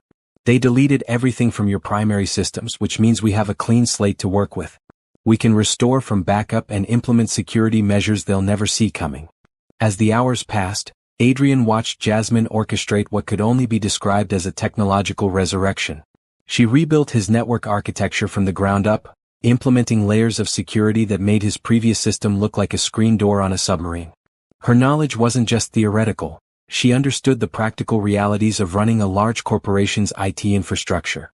"How did you learn all this?" Adrian asked around 3 a.m. as Jasmine paused to eat one of the sandwiches he'd brought down. "Necessity," she replied simply. "At Technova, I was the person they called when everything else failed. You learn to think creatively when conventional solutions don't work. And taking care of my mother taught me patience and persistence. Sometimes the solution isn't obvious, but it's always there if you're willing to keep looking." Adrian found himself studying her profile as she worked, noting the determination in her expression and the gentle competence in her movements.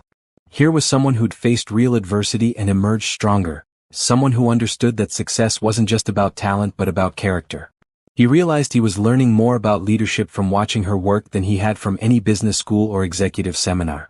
"Got it," Jasmine announced suddenly, her voice carrying a note of triumph. "Look at your main monitor." Adrian turned to see his company's systems coming back online one by one. Financial data that had been corrupted was now restored and updated. Client files that had vanished were reappearing in perfect order. Stock trading systems that had been offline for hours were reconnecting to the markets. It was like watching a patient come back to life after cardiac surgery. "This is impossible," Adrian breathed, watching as his company's true financial position became clear on the screens around them. Not only was everything restored, but the system was running more efficiently than it had in months. "How did you do this so quickly?" "I didn't just restore your old system," Jasmine explained, her fingers still flying across the keyboard as she made final adjustments. "I rebuilt it better. Faster processing, stronger security, more efficient data management. Think of it as getting a heart transplant that gives you the cardiovascular system of an Olympic athlete." Adrian stared at the numbers on his screen, hardly believing what he was seeing. Not only were his billions restored, but the improved efficiency of the new system had actually increased his company's projected value. The merger deal he'd thought was lost forever was not only salvageable but would now be worth even more than originally projected. "The hackers," he said suddenly, remembering the criminals who'd started this nightmare. "Can we trace them?" Jasmine's smile was almost predatory. "Way ahead of you. While I was rebuilding your systems, I was also following their digital trail. Every move they made left traces in your logs, and I've been collecting evidence all night. I've got their locations, their methods, and enough proof to put them away for a very long time. I've already sent everything to the FBI's cybercrime division. Adrian felt a surge of admiration that bordered on awe. This remarkable woman hadn't just saved his company, she'd turned his worst nightmare into an opportunity for justice and improvement. In one night, she'd accomplished what his entire IT department couldn't have done in months, and she'd done it with a grace and intelligence that left him speechless. "Jasmine," he said, his voice thick with emotion, "I don't know how to thank you. You've saved everything I've worked for, everything I am. How can I possibly repay this?" She looked up from her laptop, her dark eyes meeting his with an intensity that made his heart skip. "You don't owe me anything, Mr. Blackwood. Sometimes people just need help, and when you have the ability to provide it, you do. That's what decent human beings do for each other." But Adrian shook his head. Decent human beings didn't perform miracles. Decent human beings didn't sacrifice their Saturday night to save a stranger's empire. Decent human beings didn't rebuild entire corporate infrastructures with the casual competence of someone fixing a leaky faucet. What Jasmine had done went far beyond simple human decency. As the sun began to rise outside, painting the server room in shades of gold and amber, Adrian realized that this night had changed him fundamentally. Not just because his company had been saved, but because he'd discovered something he'd forgotten in all his years of corporate success. There were still people in the world whose hearts were bigger than their ambitions. People whose first instinct was to help rather than to take advantage. And he was determined to make sure Jasmine Washington never had to clean another office unless she chose to. By 7 a.m., Adrian's executive team began arriving for what they assumed would be a crisis management meeting. Instead, they found their CEO refreshed and energetic, standing beside a young African-American woman who was expertly explaining the new security protocols she'd implemented overnight. The transformation in both the company's systems and Adrian's demeanor was so complete that several board members actually questioned whether they were in the right building. "Ladies and gentlemen," Adrian announced to his gathered staff, his voice carrying an authority and confidence that had been absent the night before, "I'd like you to meet Jasmine Washington, the cybersecurity consultant who not only saved our company but made it stronger than ever. Everything we lost has been recovered, our systems are more secure than they've ever been, and the criminals responsible are now in FBI custody." The room buzzed with amazed conversation as Jasmine, still wearing her cleaning uniform but now carrying herself like the executive she truly was, walked them through the technical details of the recovery. Adrian watched his highly paid engineers and security experts hanging on her every word, asking questions that revealed their respect for her expertise. Several of them were taking notes as if they were students and she was their professor. James Morrison, Adrian's chief technology officer, raised his hand like a schoolboy. "Ms. Washington, the efficiency improvements you've implemented are extraordinary. Our processing speed has increased by 40% while our security has tripled. How did you accomplish this?" Jasmine smiled, completely comfortable addressing the room full of executives. "Sometimes an outside perspective helps you see solutions that are invisible from the inside. Your previous system had grown organically over time, accumulating redundancies and inefficiencies. Starting fresh allowed me to design something optimized for your actual needs rather than adapted from old frameworks." Adrian felt a surge of pride watching her command the respect of his team. These were some of the brightest minds in the tech industry, and they were clearly impressed by her work.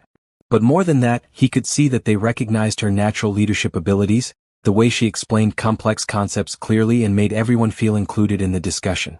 "Ms. Washington," said Patricia Chin, the company's chief financial officer, "the projected value increase from these improvements is substantial. Our merger negotiations, which we thought were dead, are now looking extremely favorable.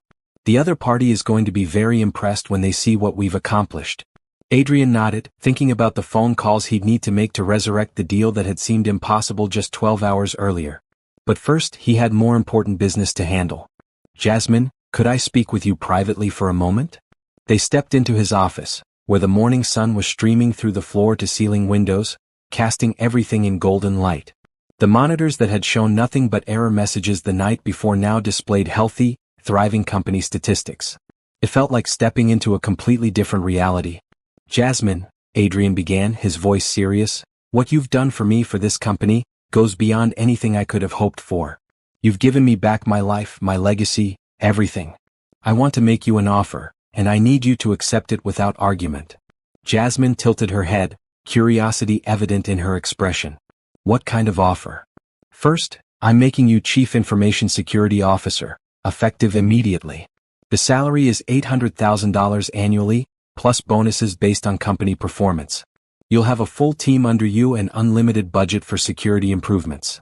Jasmine's eyes widened, but before she could speak, Adrian continued. Second, I'm giving you a 5% equity stake in the company. Based on our current valuation, that's worth approximately $200 million, and it will only grow as we expand. Mr. Blackwood, I can't possibly, Jasmine started, but Adrian held up his hand. Third, I'm buying you a house. Not just any house, but the house of your dreams. Whatever you want, wherever you want it. And I'm setting up a scholarship fund in your mother's name for students pursuing careers in technology and healthcare. Jasmine stared at him, clearly overwhelmed by the magnitude of his offers. This is too much. I just did what anyone would do. No, Adrian interrupted firmly. What you did was extraordinary. You saved a company worth billions of dollars. You prevented thousands of people from losing their jobs. You turned a complete disaster into a triumph. And most importantly, you did it for someone you didn't even know, expecting nothing in return. That kind of character is priceless. He walked to his desk and pulled out a leather folder containing contracts his lawyers had prepared while they'd been in the server room. These offers aren't negotiable, Jasmine. They're thank you gifts. You can accept them graciously or you can accept them reluctantly, but you're going to accept them. Jasmine looked at the contracts, then back at Adrian's determined face. Slowly, a smile spread across her features. You're not going to take no for an answer, are you? Absolutely not. In fact, I'm prepared to be completely unreasonable about this. If you don't accept these offers, I'll just keep making bigger ones until you give in. Well, Jasmine said, her smile growing wider, I suppose I don't have much choice then. Thank you, Mr. Blackwood. This changes everything for me. Please call me Adrian. And you're wrong about one thing, Jasmine. You're not changing everything for just you. You're changing everything for both of us.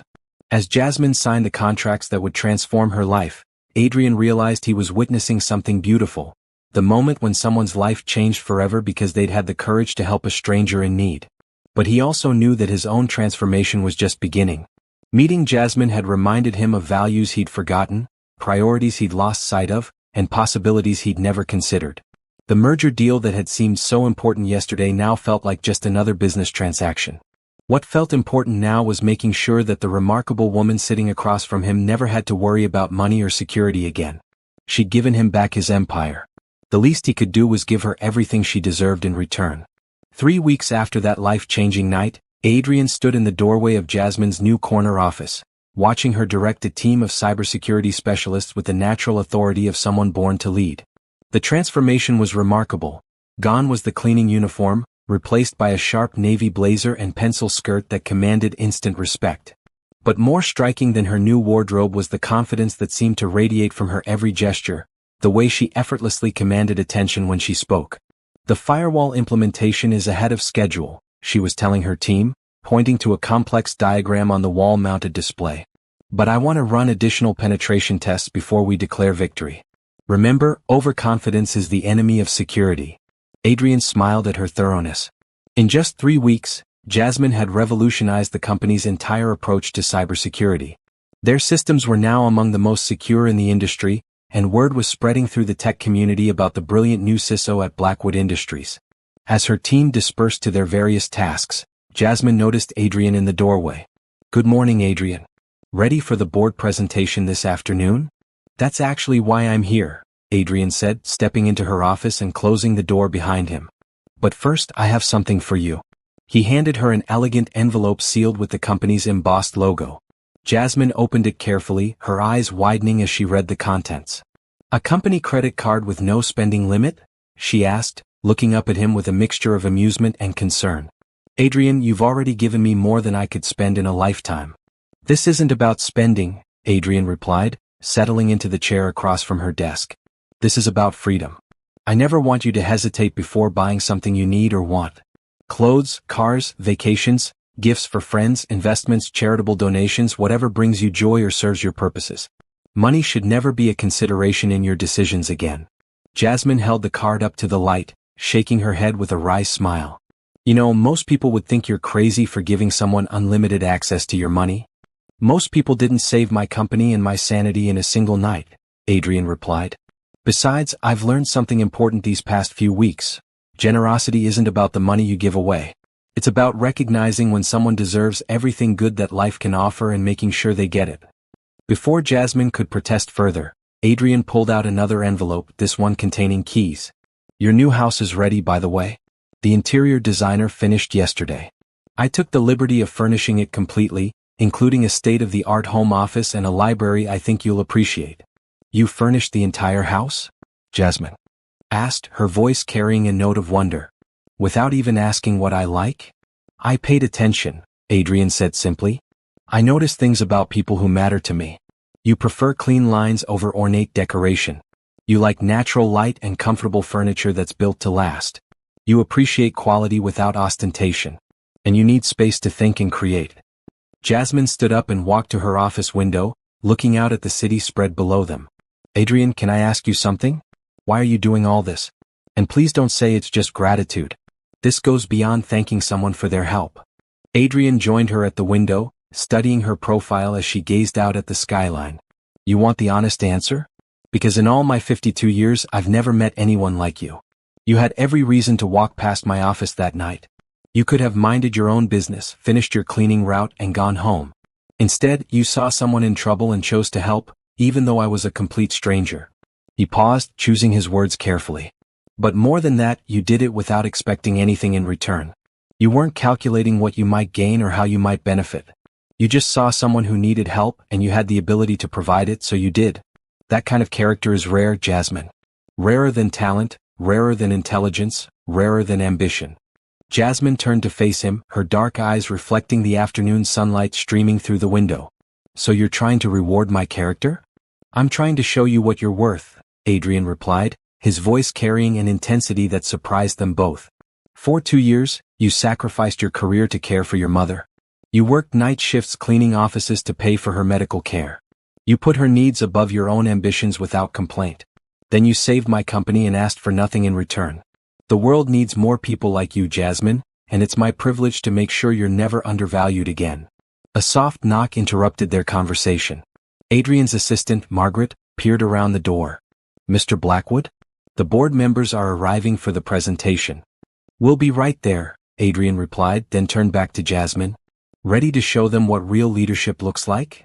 Jasmine picked up her presentation materials, her movements confident and assured. Ready. But Adrian? After the presentation we need to talk about something important. What's that? She smiled, an expression that seemed to light up the entire room. You've given me everything I could possibly need to succeed professionally. Now I want to do something for you. Something personal. Adrian felt his pulse quicken at the warmth in her voice, but before he could ask what she meant, she was already heading toward the door. As he followed her toward the boardroom, he couldn't help but wonder what this remarkable woman had in mind. Whatever it was, he found himself eager to discover just how much more his life was about to change. The boardroom fell silent as Jasmine concluded her presentation on the company's new cybersecurity infrastructure. 12 of the most powerful executives in the tech industry sat around the polished conference table, their expressions ranging from impressed to amazed. Charts and graphs displayed on the wall screens showed improvements in every category. System efficiency up 43%, security ratings at an all-time high, and projected cost savings in the millions. Questions? Jasmine asked, her voice calm and professional as she looked around the table. Board member Elizabeth Harper, a veteran tech executive known for her tough questioning, leaned forward.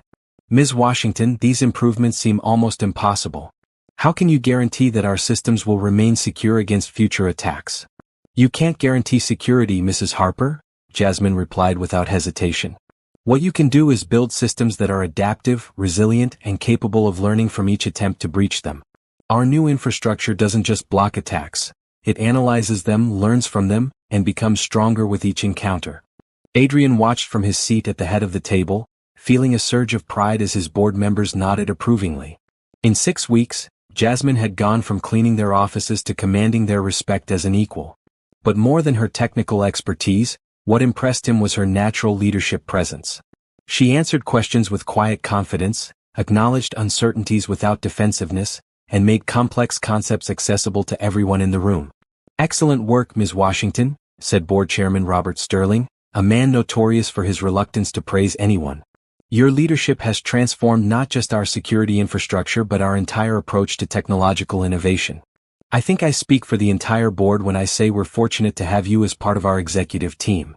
As the meeting concluded and board members filed out, several stopped to speak privately with Jasmine, discussing potential collaborations and seeking her advice on their own company's security challenges. Adrian noticed how naturally she networked, how easily she built connections and earned respect. She wasn't just technically brilliant, she was a natural executive.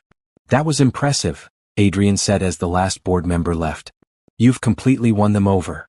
They're good people, Jasmine replied, gathering her materials.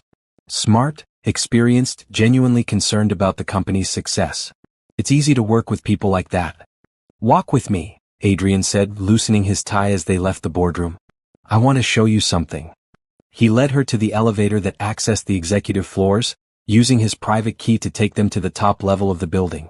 When the doors opened, they stepped into what had once been a rarely used conference area. Now it had been completely transformed into something that took Jasmine's breath away. The entire floor had been converted into a state-of-the-art research and development center, with workstations equipped with the latest technology, collaborative spaces designed for team innovation, and glass-walled offices that promoted both privacy and transparency. But what made it special was the attention to detail that reflected Jasmine's preferences. Natural lighting, comfortable furniture, living plants throughout the space, and clean lines that promoted both productivity and peace of mind. This is your department, Adrian said, watching her face carefully. Your team, your vision, your rules. I want you to build the most innovative cybersecurity division in the world, and I want you to do it your way. Jasmine walked slowly through the space, running her fingers along the smooth surfaces of the workstations, taking in the panoramic views of the city through floor-to-ceiling windows. Adrian, this must have cost millions to design and build. 18 million actually, Adrian replied casually. But it's not about the money. It's about giving you the tools and environment you need to do what you do best. Great minds need great spaces to create great things. She turned to face him, her eyes bright with emotion. Why do you keep doing this? All these gifts, all these opportunities, it's like you're trying to give me the world. Adrian stepped closer, his voice growing serious. Maybe because you gave me mine. But it's more than that, Jasmine. Watching you work these past weeks, seeing how you lead your team, how you solve problems, how you treat everyone with respect regardless of their position. You've reminded me what excellence actually looks like. He gestured toward the windows overlooking the city. I built this company thinking success meant accumulating money and power. But you've shown me that real success means using your abilities to make things better for other people. You've changed how I see everything. Jasmine moved to one of the large windows, looking out at the busy streets below where people hurried to and from their daily responsibilities. Can I tell you something? That night when I found you in your office, I almost didn't stop. I had 3 more floors to clean, and I was tired, and getting involved in executive problems wasn't part of my job description. What made you stop? You looked like my father did the night before he died, she said quietly. Defeated. Like all the fight had gone out of him. I couldn't walk away from that, even from a stranger. She turned back to Adrian, a small smile playing at her lips. But I never imagined that stopping to help someone would lead to all this. Adrian felt his heart skip as he looked at her standing there in the golden afternoon light, surrounded by the space he'd created specifically for her. Jasmine, there's something else I need to tell you. Something I've been trying to figure out how to say for weeks. Before he could continue, her phone buzzed with an urgent message. She glanced at it and her expression changed. Adrian, we need to get back downstairs. My team just detected another attempted breach. It looks like the original hackers' associates are trying to probe our new defenses. As they hurried back to the elevator, Adrian realized that whatever he'd been about to say would have to wait. But watching Jasmine shift immediately into crisis mode, her mind already working through solutions and strategies, he felt a surge of admiration that went far beyond professional respect.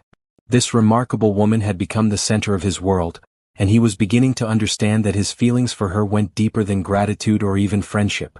The question was whether she felt the same way, and whether he'd have the courage to find out. The attempted breach had been neutralized within minutes, but it confirmed what Jasmine had suspected. The original attackers weren't working alone. As evening settled over the city, she and Adrian found themselves alone in her department, surrounded by monitors displaying network traffic patterns and security logs. Her team had gone home, confident that their new systems could handle any threats, but Jasmine wanted to run additional diagnostics herself. Coffee? Adrian asked, returning from the break room with 2 steaming cups. He'd loosened his tie and rolled up his sleeves, looking more relaxed than she'd ever seen him during business hours. Thank you, Jasmine replied, accepting the cup gratefully. You know, you don't have to stay. This is just routine monitoring at this point. I want to be here, Adrian said, settling into the chair beside her workstation. Besides, I like watching you work. You approach problems differently than anyone I've ever known. Methodically, but with this intuitive understanding of how systems interact. Jasmine smiled, her fingers continuing to move across the keyboard as she analyzed data streams. My mother used to say I could see patterns that other people missed. When I was little, I'd spend hours watching ant colonies in our backyard, figuring out how they communicated and organized themselves. Maybe that's why computer networks make sense to me. They're just another kind of organized system. Tell me about her, Adrian said softly. Your mother. What was she like? Jasmine's typing slowed as she considered the question. Strong. Stubborn. Funny in ways that caught you by surprise. She worked 3 jobs to put me through college, never complained about being tired or stressed. Even when she got sick, she worried more about me than herself. She pulled up another diagnostic screen, but Adrian could see that her mind was elsewhere, lost in memories. The last thing she said to me was that she was proud of who I'd become, but she wanted me to remember that success wasn't just about what you achieved for yourself. It was about what you did to make other people's lives better. She sounds like a wise woman. She was. She would have liked you actually. She always said she could tell a person's character by how they treated people who couldn't do anything for them. Jasmine glanced at him with a meaningful look. You've been nothing but kind to me from the moment you learned I could help you, but more importantly, you've been respectful and generous to every member of my team, regardless of their position or background. Adrian felt warmth spread through his chest at her words. Your mother taught you well. You embody everything she described about true success. As they worked together in the quiet office, Adrian found himself studying Jasmine's profile in the glow of the computer monitors. She'd pulled her hair back in a ponytail, and the concentrated expression on her face reminded him of that first night when she'd saved his company. But now he was noticing other things. The graceful line of her neck, the way she bit her lower lip when she was thinking, the soft laugh that escaped when she solved a particularly tricky problem. Adrian, she said suddenly, turning to face him, can I ask you something personal? Of course. Why aren't you married? I mean, successful, intelligent, generous? Surely there have been women interested in a relationship with you. Adrian was quiet for a long moment, considering how to answer honestly. There have been relationships over the years. But looking back, I think they were all based on what I could provide rather than who I actually was. The money, the lifestyle, the social status. I got so focused on building the business that I forgot to build anything real with another person. He met her eyes, seeing understanding there rather than judgment. What about you? Someone as remarkable as you must have had serious relationships. A few, Jasmine admitted. But when my mother got sick, those relationships revealed their true nature pretty quickly. Amazing how fast people disappear when life gets complicated and inconvenient. I learned that someone who really cares about you doesn't see sacrifice as burden. They see it as love. What do you think happens when 2 people discover they've been searching for each other their whole lives without knowing it? Subscribe and let us know your thoughts on where this beautiful connection might lead. The silence that followed was comfortable but charged with unspoken possibilities. Adrian realized they were having the kind of conversation he'd never had with anyone, the kind of honest, vulnerable exchange that revealed character and created genuine intimacy. This wasn't the polite small talk of business networking or the calculated charm of social climbing. This was 2 people discovering they understood each other in ways that surprised them both. Jasmine, he said carefully, these past weeks working with you, getting to know you, it's been the best period of my life. Not just because you saved my company, but because you've reminded me who I wanted to be before I got lost in the pursuit of success. She turned her chair to face him fully, her dark eyes reflecting the soft glow of the monitors around them. You've changed my life too, Adrian. Not just with the job and the opportunities, but by showing me that there are still people in the world who understand the value of treating others with genuine respect and generosity. Adrian felt his pulse quicken at the warmth in her voice, the way she was looking at him with an openness that suggested their relationship was shifting into territory neither of them had anticipated. I need to tell you something, Jasmine. Over these weeks, watching you work, talking with you, learning who you are, my feelings have grown into something much deeper than professional admiration or personal gratitude. Jasmine's breath caught slightly, but she didn't look away. What kind of feelings? The kind that make me think about you first thing in the morning and last thing at night. The kind that make me want to share everything good that happens to me with you. The kind that make me realize I've been waiting my whole life to meet someone exactly like you without even knowing it. The admission hung between them in the quiet office, surrounded by the gentle hum of computers and the soft glow of city lights beyond the windows. Adrian felt vulnerable in a way he hadn't experienced since childhood, having laid his heart bare to someone whose response could either fulfill him completely or devastate him entirely. Jasmine reached across the small space between their chairs and took his hand, her fingers warm and sure as they intertwined with his. Adrian, I've been feeling the same thing. But I was afraid to acknowledge it, afraid it might complicate everything wonderful that's happened between us. Relief and joy flooded through Adrian as he squeezed her hand gently. Nothing could complicate what we have, Jasmine. What we have is rare and precious and worth protecting. As they sat together in the soft light of the monitors, hands linked and hearts open, Adrian realized that saving his company had been just the beginning of what Jasmine would mean to his life. She hadn't just rescued his business, she'd rescued his capacity for genuine connection, real intimacy, and true partnership. 2 months had passed since that evening in the office when everything between Adrian and Jasmine had shifted from professional respect to something deeper and more personal. Their relationship had developed with the same careful precision that Jasmine applied to her cybersecurity work. Thoughtfully, authentically, and with attention to building something that would last. Adrian had never experienced anything like the easy companionship they shared. They worked together seamlessly during the day, their professional partnership enhanced by their growing personal connection. Evenings found them exploring the city together, trying new restaurants, attending concerts, or simply walking through parks while discussing everything from technology trends to philosophy to childhood memories. What struck Adrian most was how natural everything felt with Jasmine. There was no pretense, no calculation, no sense that either of them was performing a role. She appreciated the finer things his wealth could provide, but she was equally happy sharing pizza on his office floor while they worked late or browsing through bookstores on lazy Saturday afternoons. Her contentment came from their connection, not from what he could buy or provide. This particular evening, they were in Adrian's penthouse apartment, working together on laptops while soft jazz played in the background. Jasmine was reviewing security protocols for the upcoming product launch while Adrian handled correspondence with international clients. The domestic scene felt remarkably comfortable, as if they'd been sharing evening like this for years rather than weeks.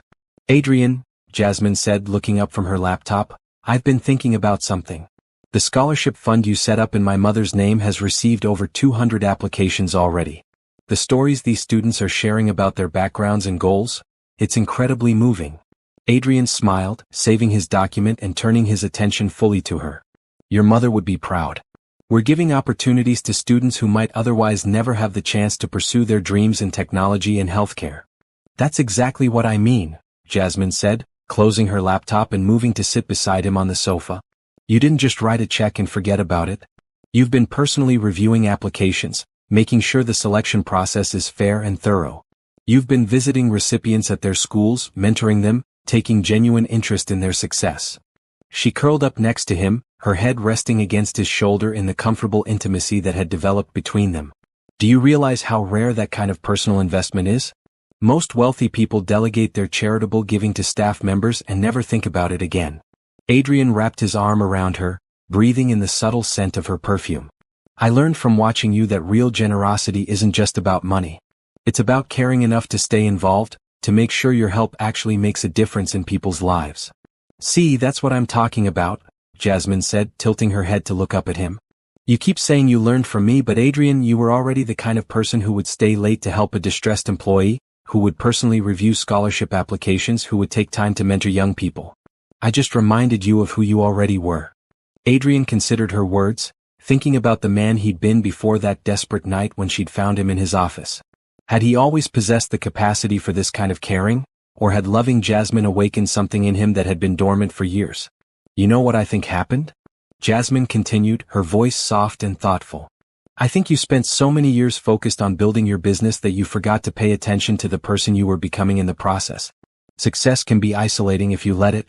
But underneath all that isolation, you were still the same person who chose to build a company that creates jobs and develops technology that improves people's lives. Adrian felt a surge of emotion at her words. This was what he'd fallen in love with about Jasmine. Her ability to see the best in people while still maintaining realistic expectations, her gift for understanding the complex motivations behind human behavior. She didn't idealize him, but she recognized his genuine goodness in ways that made him want to live up to her perception of who he could be. "Jasmine," he said, his voice taking on a serious tone that made her sit up and look at him directly. "These months with you have been the happiest of my life. Not just because of the romance but because of the partnership. Working together, supporting each other's goals, building something meaningful together. It feels like what I've been searching for my entire adult life without knowing it." She reached up to touch his face gently, her fingers tracing the line of his jaw. "I feel the same way. But Adrian, I need you to know something. Even if you lost everything tomorrow, even if the business failed and all the money disappeared, my feelings for you wouldn't change. I fell in love with the man who stays late to help solve problems, who remembers the names of security guards and cleaning staff, who gets excited about creating opportunities for young people." Adrian felt his heart skip at her words. "You fell in love with me?" Jasmine smiled, an expression of such warmth and certainty that it took his breath away. "Completely. Absolutely. Irrevocably in love with you." The admission settled between them like a blessing, confirming what they'd both been feeling but hadn't yet found the courage to voice. Adrian pulled her closer, marveling at how perfectly she fit in his arms, how right everything felt when she was near.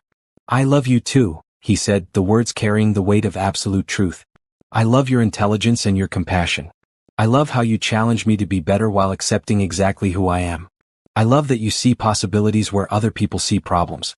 I love that you chose to help a stranger in distress and changed both our lives forever." As they held each other in the quiet of his apartment, city lights twinkling beyond the windows, Adrian realized that this was the moment everything crystallized. This was when he understood with perfect clarity that Jasmine wasn't just the woman he loved. She was the partner he wanted for everything that lay ahead, the person he wanted to build a future with, the missing piece that would make his life complete. Tomorrow he would start planning the most important proposal of his life. Not a business merger or corporate acquisition, but an offer of his heart, his future, and everything he had to give to the remarkable woman who had already given him so much more than she could ever know. Adrian spent the next week planning with the same meticulous attention to detail he brought to major business deals, but this time the stakes were infinitely more personal. He wanted everything to be perfect for Jasmine, wanted the moment to reflect both the depth of his feelings and his understanding of who she truly was. This wasn't about impressing her with extravagance. It was about showing her that he'd been paying attention to everything that mattered to her. The plan came together beautifully.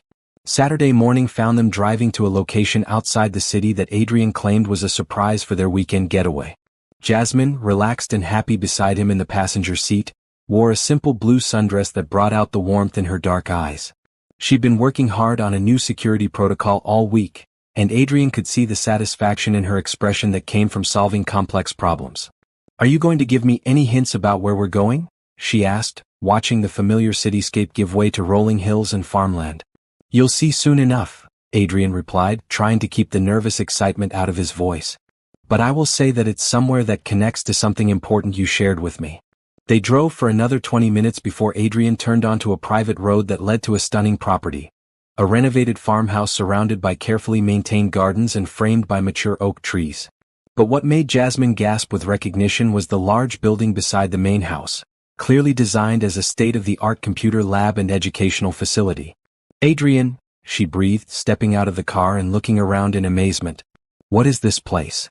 "This is the new home of the Washington Institute for Technology and Healthcare," Adrian said, taking her hand and leading her toward the main building. "A fully funded educational facility that will provide free training and certification programs for underserved communities. Students will learn cybersecurity, software development, medical technology, and healthcare administration." Jasmine stopped walking, staring at him with an expression of pure wonder. "You named it after my mother?" "I named it after both of you," Adrian corrected gently. "This institute represents everything your mother taught you about success, using your abilities to make other people's lives better. And it's designed around everything I've learned from watching you work. That real education happens when students feel supported, respected, and connected to something meaningful." He led her through the facility, showing her classrooms equipped with the latest technology, simulation labs for healthcare training, collaborative spaces designed for team projects, and a library stocked with resources covering everything from basic computer literacy to advanced cybersecurity protocols. Every detail had been planned with Jasmine's educational philosophy in mind. "The first class of students starts next month," Adrian explained as they toured the residential facilities where students from distant communities could stay during intensive training programs. We've already received over 1,000 applications from people who never thought they'd have access to this kind of education. Jasmine moved through the spaces with tears in her eyes, touching surfaces and examining equipment with the wonder of someone seeing a dream brought to life. Adrian, this is incredible. This will change so many lives. How long have you been planning this? Since the day you told me that real success means making things better for other people, Adrian replied. I wanted to show you that I'd been listening, that your mother's wisdom had found a home in someone who could act on it. They ended the tour in the main building's conference room, which had been set up with a catered lunch overlooking the gardens. As they sat together, sharing a meal and talking about the institute's potential impact, Adrian felt his nervousness building toward the moment he'd been planning for weeks. Jasmine, he said finally, setting down his fork and turning to face her fully. There's something else I want to show you. Something more personal. He reached into his jacket and withdrew a small velvet box, placing it gently on the table between them. Jasmine's eyes widened, her breath catching as she realized what was happening. 6 months ago, I was a man who thought he had everything but was actually missing the most important thing of all. Someone to share it with. Then you walked into my life and showed me what partnership really means, what love really looks like, what it feels like to find someone who sees you completely and loves you anyway. Adrian opened the box to reveal a stunning but elegant engagement ring, the diamond surrounded by smaller stones in a setting that was beautiful without being ostentatious. Jasmine Washington, will you marry me? Will you be my partner in everything that matters? Will you help me build a life that's worthy of the love we've found together? Jasmine stared at the ring, then up at his face, her eyes bright with tears of joy. Adrian, yes. Yes, absolutely yes. As he slipped the ring onto her finger, Adrian felt a completeness he'd never experienced before. This wasn't just about romance or companionship. This was about finding someone who made him better, someone who challenged him to use his privileges and resources for meaningful purposes, someone who loved him for who he was while inspiring him to become who he could be. I have a confession, Jasmine said, admiring the ring on her finger. I've been hoping you'd ask. These months with you have shown me what it means to be truly partners, not just in love but in purpose. You've supported my goals, celebrated my successes, and shown me that marriage can be about building something together that's bigger than either of us could create alone. Adrian pulled her close, holding her against his heart as afternoon sunlight streamed through the windows of the institute they'd built together. We're going to have an extraordinary life, Jasmine. Full of purpose and joy and the kind of love that makes everything else possible. As they held each other in the quiet of the conference room, surrounded by evidence of what they could accomplish when they combined their resources and dreams, Adrian knew that this moment marked the beginning of the greatest adventure of his life. He'd found his perfect partner, his intellectual equal, his emotional anchor, and the woman who would help him build a legacy worth leaving behind. 1 year later, Adrian and Jasmine stood together in the garden of their new home, surrounded by family, friends, and colleagues who had gathered to celebrate their wedding. The ceremony had been everything they'd both wanted. Elegant but warm, personal rather than ostentatious, focused on the commitment they were making to each other rather than on impressing their guests. The past year had been a whirlwind of success and growth. Blackwood Industries had completed its largest merger ever, establishing itself as the premier cybersecurity company in North America. The Washington Institute had graduated its first class of students, with a 98% job placement rate in high-paying tech and healthcare positions. The scholarship program had expanded to support over 500 students annually. But for Adrian, the greatest success had been watching Jasmine flourish as both a business leader and a life partner. She'd been featured on the covers of 3 major tech magazines, had been invited to speak at conferences around the world, and had become recognized as one of the most innovative thinkers in cybersecurity. More importantly, she'd maintained the warmth and integrity that had first attracted him, never allowing success to change her fundamental character. Mrs. Blackwood, Adrian said softly, pulling her close as their guests danced on the lawn around them, how does it feel to be married to a man who's completely, utterly, helplessly in love with you? Jasmine laughed, the sound bright and joyful against the backdrop of celebration. It feels like the best adventure I could ever imagine. Though I have to say, I'm still getting used to the name change. Jasmine Blackwood has a nice ring to it, don't you think? I think everything about you has a nice ring to it, Adrian replied, spinning her gently as the music swelled around them. Your laugh, your voice when you're explaining complex problems, the way you say my name when you're excited about a new idea. As they danced, Adrian's mind drifted back to that night almost 18 months ago when he thought his world was ending.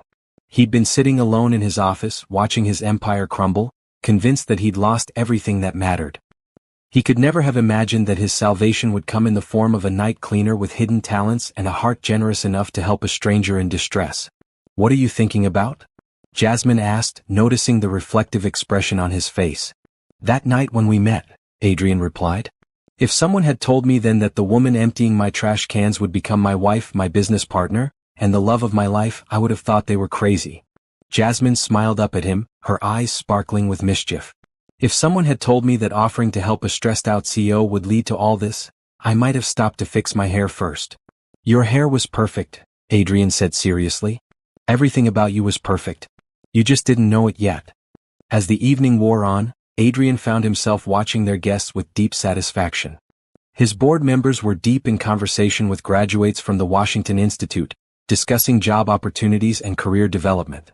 Jasmine's former cleaning crew colleagues were chatting with tech executives, the barriers of class and profession dissolved by genuine mutual respect.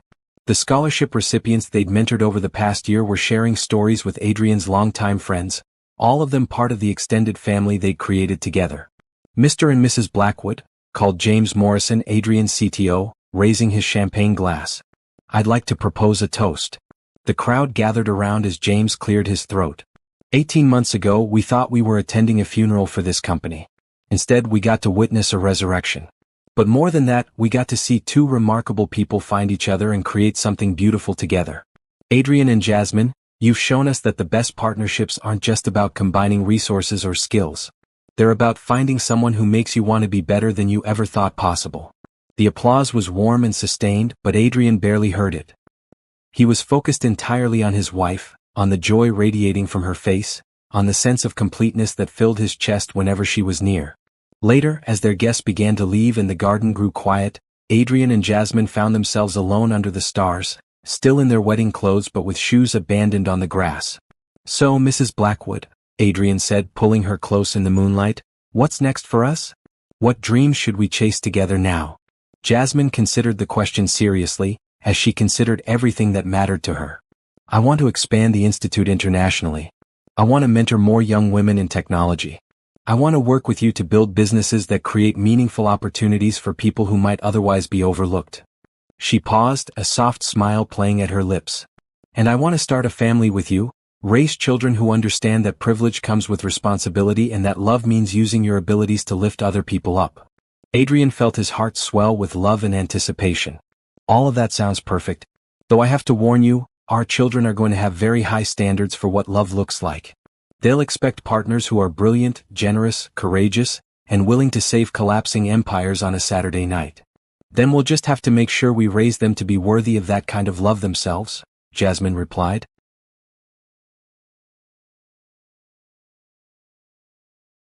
Standing on her toes to kiss him softly.